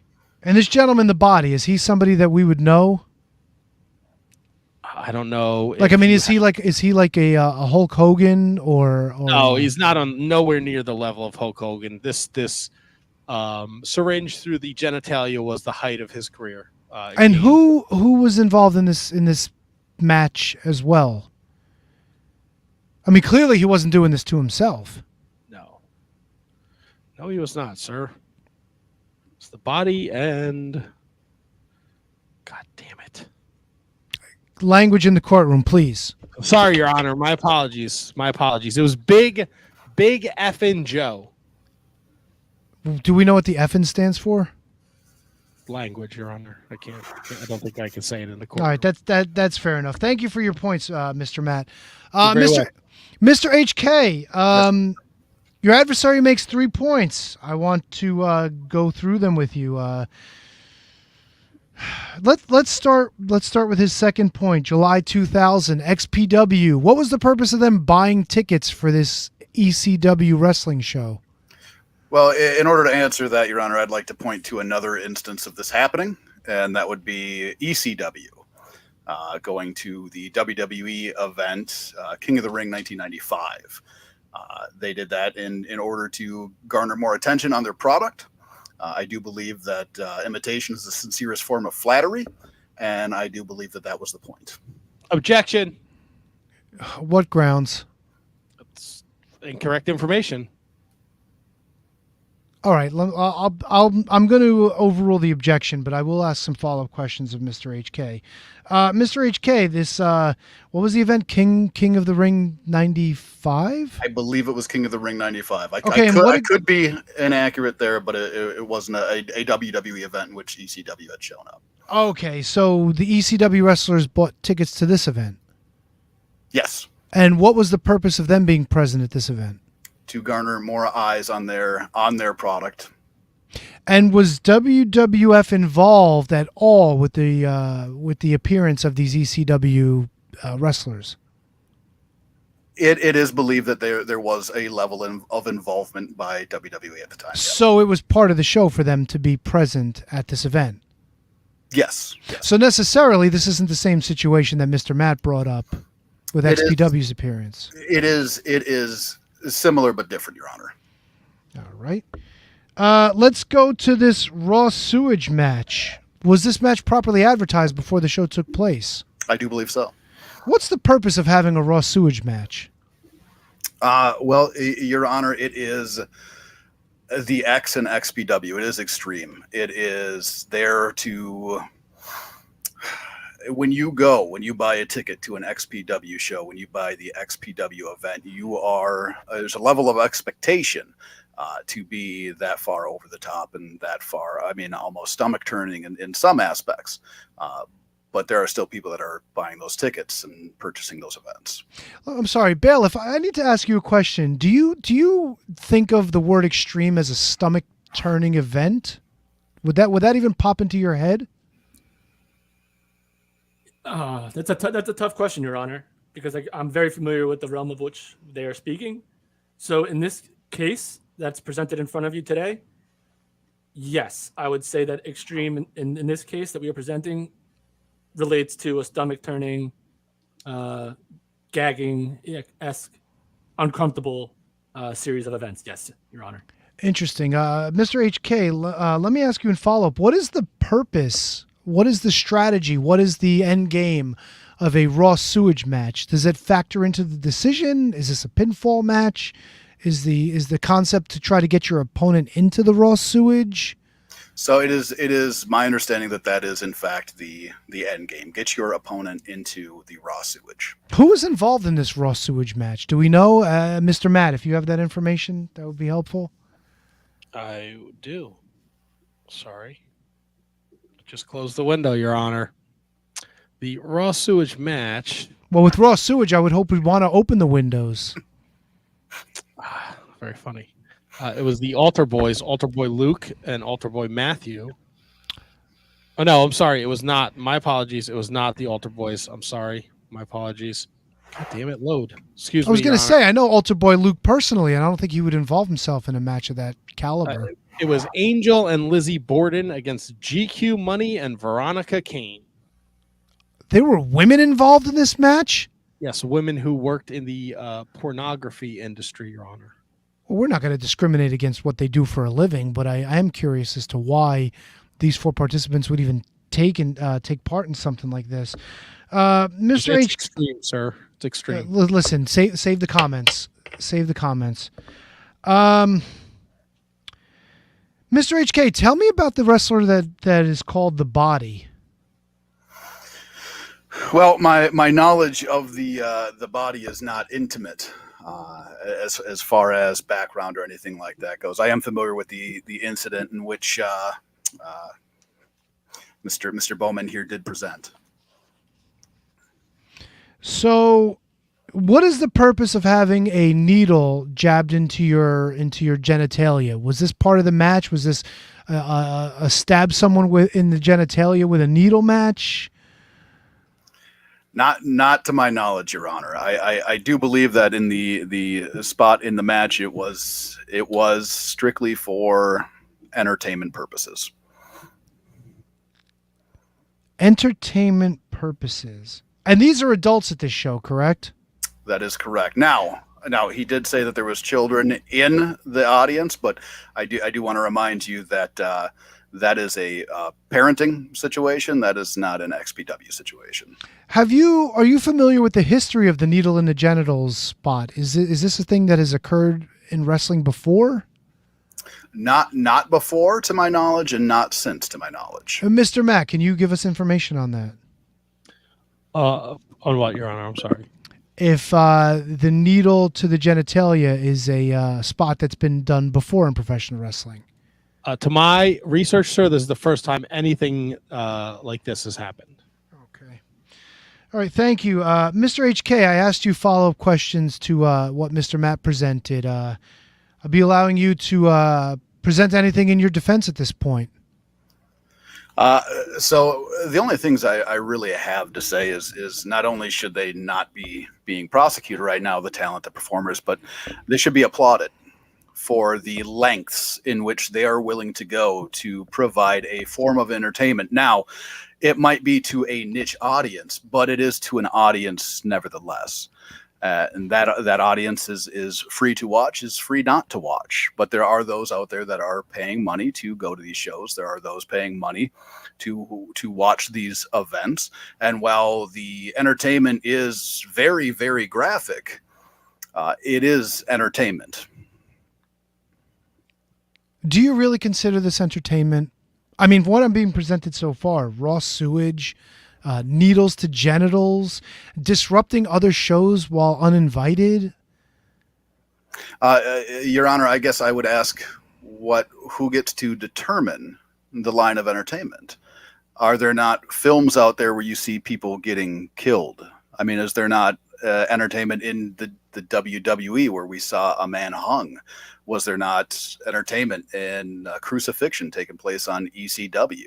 There is many different forms of entertainment. Now, because this took place in a wrestling ring and not on a movie set, does it separate them? I'm of the belief that it does not. Mr. Matt, any response to this, that this is all in the vein of entertainment? I think there's a fine line somewhere in the argument that it's entertainment.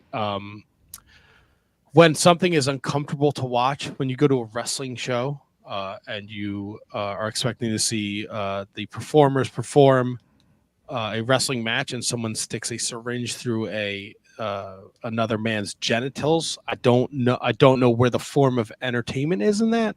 That seems almost borderline mutilation. And I'm not comfortable with that. That's not something I would want to see. And honestly, it's a black eye on the professional wrestling industry. XPW employs the worst of the worst with their wrestlers. Many have ties to Nazis. They are accused. We're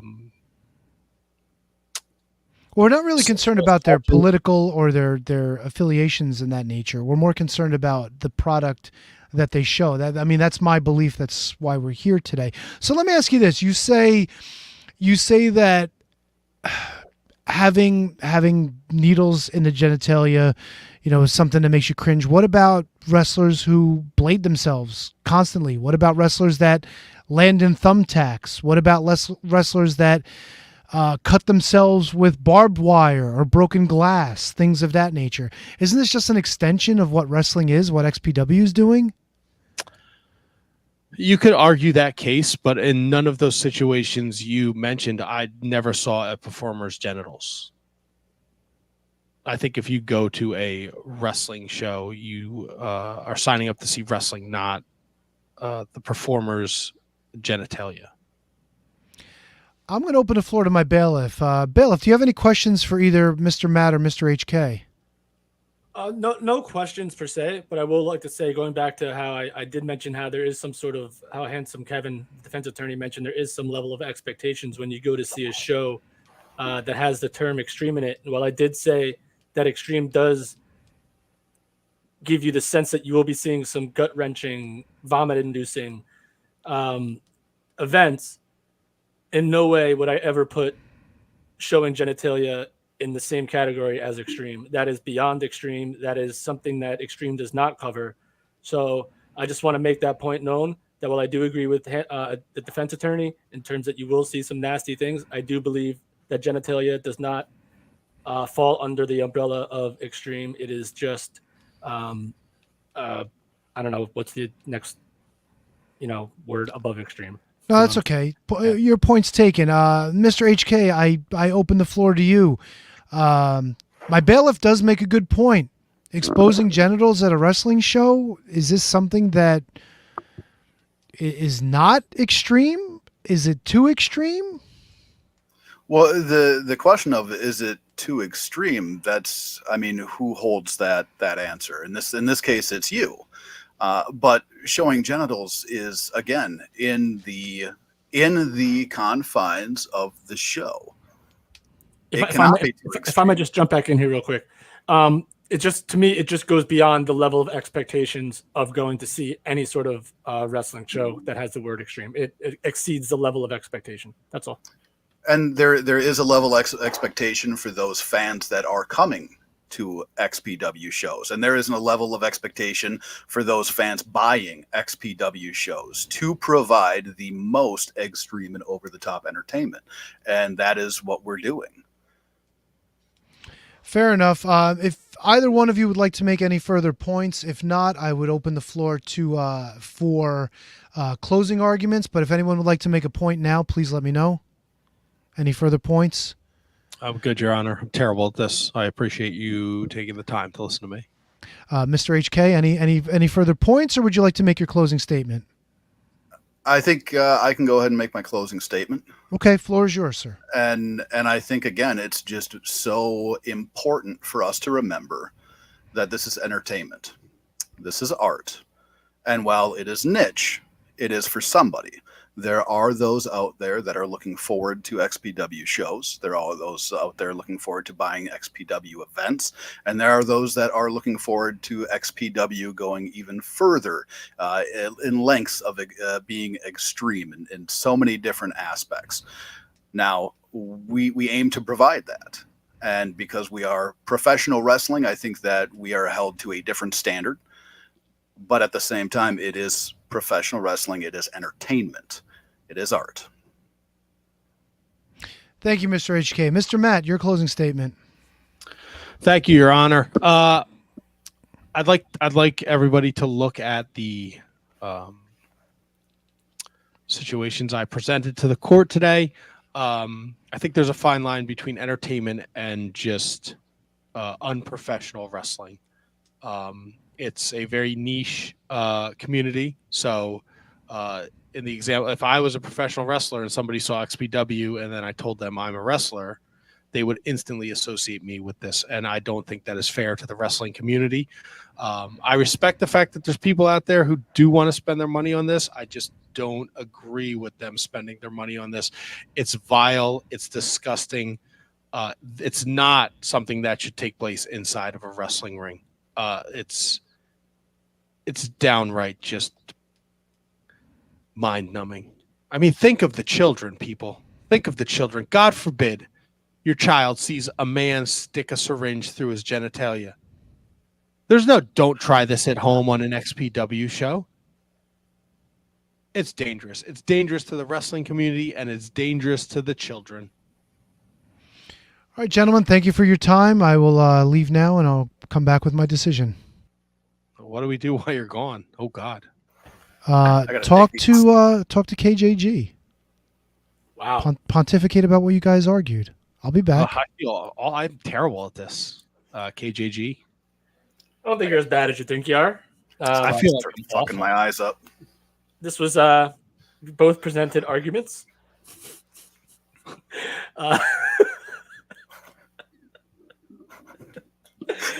It was that was good. If I had a vote, I'll wait till after the judge makes his decision. I think the judge is gonna make his decision. Yeah, the I judge knew needs you to were make gonna play his the decision. fucking entertainment card, you fucking chud. Well, let's be honest, Matt. I am not pro XPW, but I am pro winning the case, and that's the only leg that's the only leg I have to stand on. Yeah, enjoy being lumped in with the XPW performers. And I don't disagree with everything I said either. I think that's fucking important to think. That's important. Oh, God. I'm like a fucking mumbling, stumbling, tongue-tied idiot. I don't know why I'm the guy. I don't want to represent the people next month. Somebody else do it. I mean, I guess it's my turn, but I'm not the biggest fan of this gimmick either. It's not that I need to do a better job defending, representing the people. I need a case I can sink my teeth into. I'll get a good case for next. Yeah, I got a couple. I got all these cases over here, and I'm not happy with what I got on my right, and the left is looking a little like I could use something over here. All right, I like that. Something I can sink my teeth into. I'll get you something you can sink your teeth into. Yeah. Oh yeah. Oh, what's with the chat? Is all like think of the children shit. Like really? Oh, Molly Rogue, seriously? She's paying. She's gets paid to say this shit.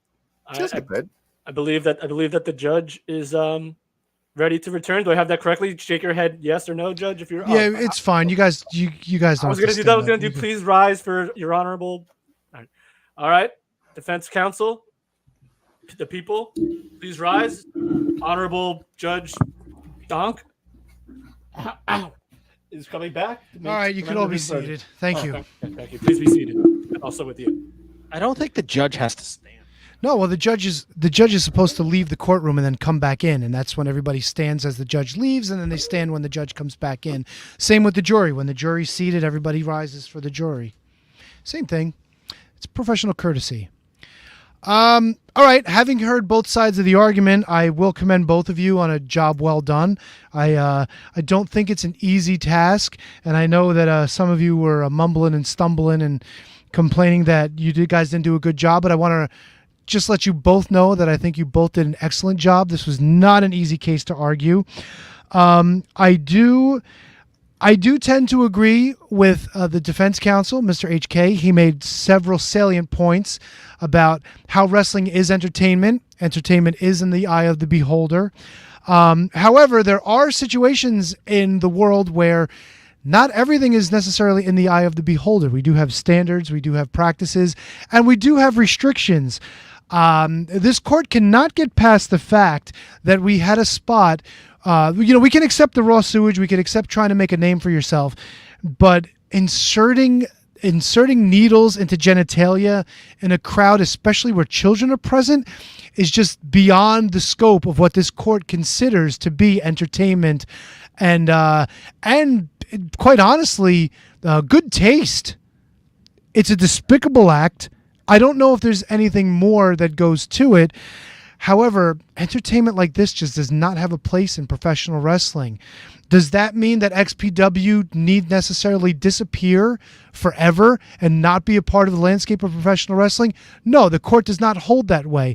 However, what was put in front of this court and what was argued, I think the court has no problems, no qualms hanging its hat on hypodermic needles inserted in genitalia, having no place in this business. Like I said, and I do reiterate, this court is not finding that XPW does not have this place in the business. However, XPW, as presented, has been found guilty of being a blight on the professional wrestling business. Thank you, gentlemen, for your arguments. And see you next time on the Wizards Court. Yada, yada. Thank you, Your Honor. Court is adjourned. You all may rise. Or I have sit. to rise again. My knees really fucking. No, I don't think you have to rise. Sit. Everyone. We wait for Tony to come back. I mean, to come in. He always misses Wrestler's Court. It's weird, right? Happens. He always misses it. It's crazy. He always misses Wrestler's Court, and he always misses Magenta. I don't know how that works.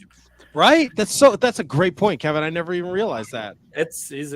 He must have he must hate the legal system. Fucking children. My hair sucks. I don't know what happened. I leave for a little while and then my hair starts. Yeah, so you sticking. hate the legal system and you hate luchadors. I don't understand. I mean, look, it comes down to like children. It comes down to obscenity. It's like, you know it when you see it. You can make arguments for a lot of the stuff that Matt brought up, like raw sewage, haha. You can gimmick something like that. You can pretend, oh, look at them, they're rolling around in shit and whatever. I mean, we've had hog pen matches, slop matches, buckets, everything. Lord knows what was actually in those. Spirit Squad got feces dumped on them. Yeah, but like you can understand that, like, oh, it was feces. It's kind of hard to understand needle in the dick. You know what I'm saying? Stuff like there's that. A dick, there's a needle, bam. Understand it. I understand the concept, and I think the big thing is that there's kids at these shows. These shows were not necessarily. That is not XPW's problem. That is the parents. All right, no, wait, hold on, Tony. So let's put this out. Let's say there are no kids in the stands. Whipping your junk out in front of a group of people in public is also a crime. So this while it's in the confines of an entertainment show, one can make the case that if this was outside the realm of an entertainment show, even if someone can make the case that even inside, if I'm watching this show and I'm uncomfortable, I'm like, that dude just fucking sexually harassed me, showing me his junk. I could easily be like, this is not entertainment anymore. Were you sexually harassed when Jacqueline or anybody else exposed their boobs on WWE TV? Yep. I wasn't there. I wasn't even there. I wasn't there. It was Owen. The bottom line is, dude, it's a hypodermic needle. It's the hypodermic needle in the dick. Like, that's just fucking obscene. That's not even extreme. That's obscene. That is the lengths that he is willing to go for the entertainment. This is the same guy I watched vomit 7 times in a 6-minute match with Schlack and just fucking having retarded things done to him for no apparent reason. And I'm okay. The court is okay. You want to hit yourself with a glass tube over the head, knock yourself the fuck out. It's a needle in the dick, dude. It's hard to argue against that. What is a Jacob's ladder piercing? You can compare it to a bunch of needles in the dick. Yeah, but they're not doing that in the public eye. I mean, I'm sorry. Is there an AWF show that you're on where there's a Jacob's ladder dick piercing match?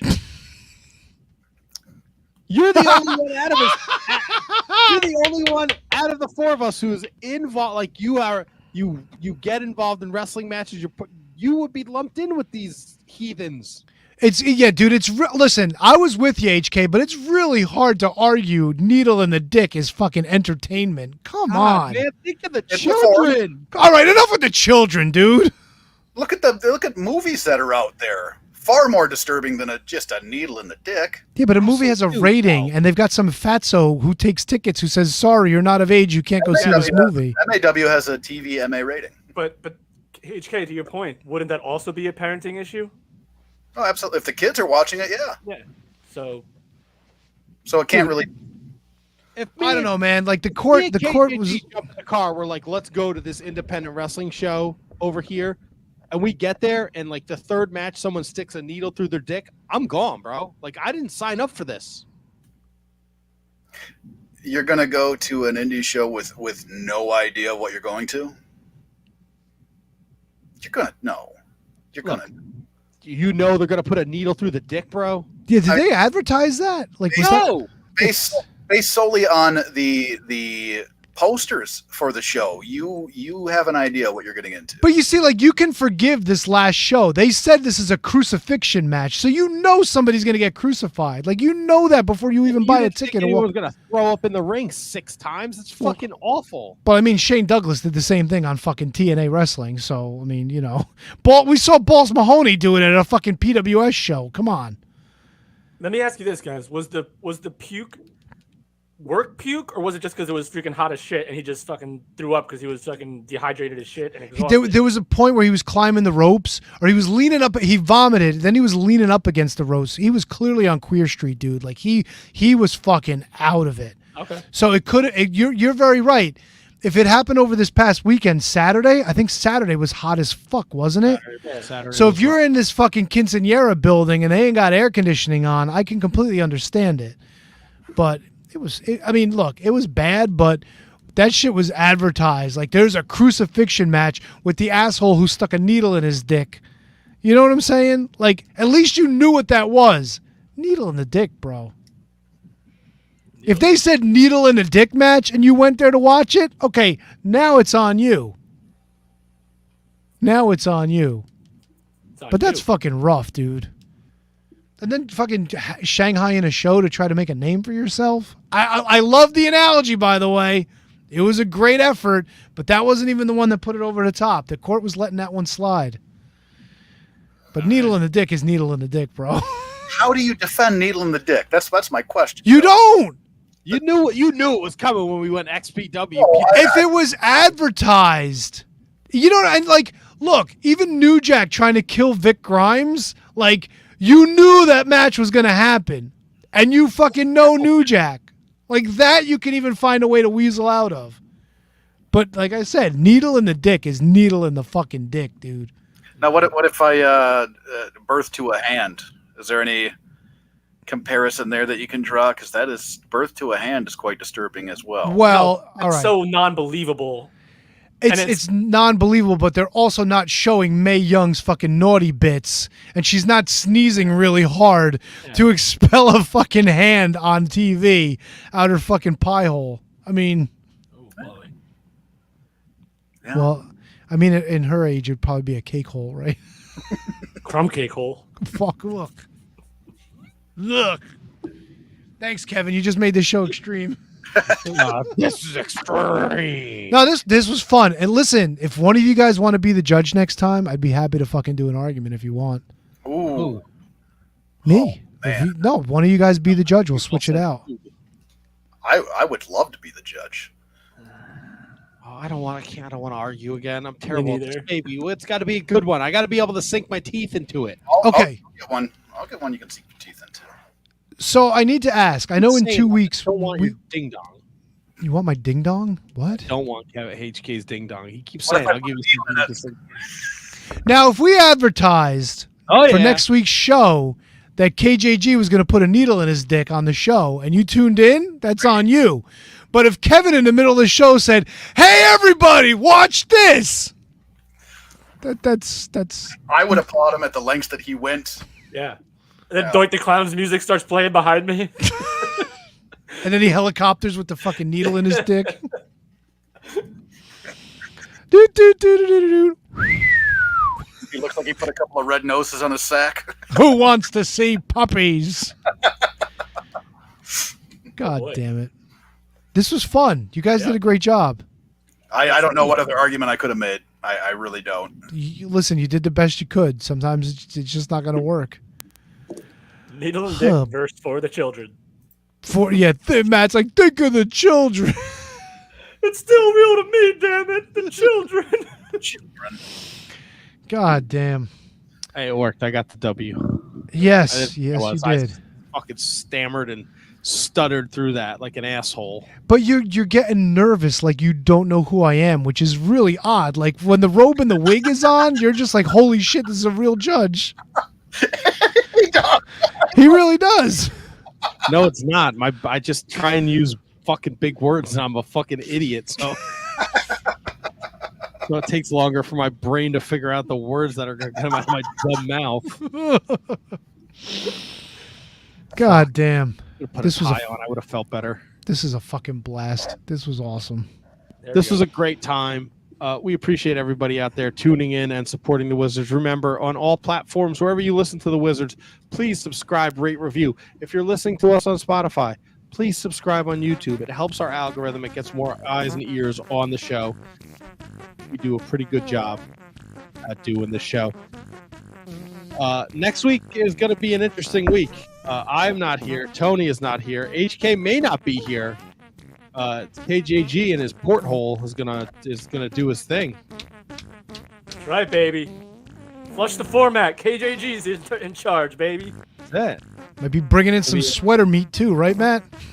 Come on, dude. What's wrong with you? Jesus Christ, man. Yo, look at the Von Erichs. Wait, we should all do this. No, is this the Danny Cage? Here's the thing, though, Tony. We actually mean it. Like, we're actually I don't. contested. I know. No, yeah. The diagonal team. Oh boy. You're gonna want to tune in next week. It's gonna be something. Hey, where'd my titties go? Oh, come on, man. What's I wrong? was shaking them for the people, bro. Where'd the cheese go? Yeah. I don't know. Bitch, where'd the titties go? Oh, you want them titties from Papa John's, baby? Good night, Diana. Bye bye.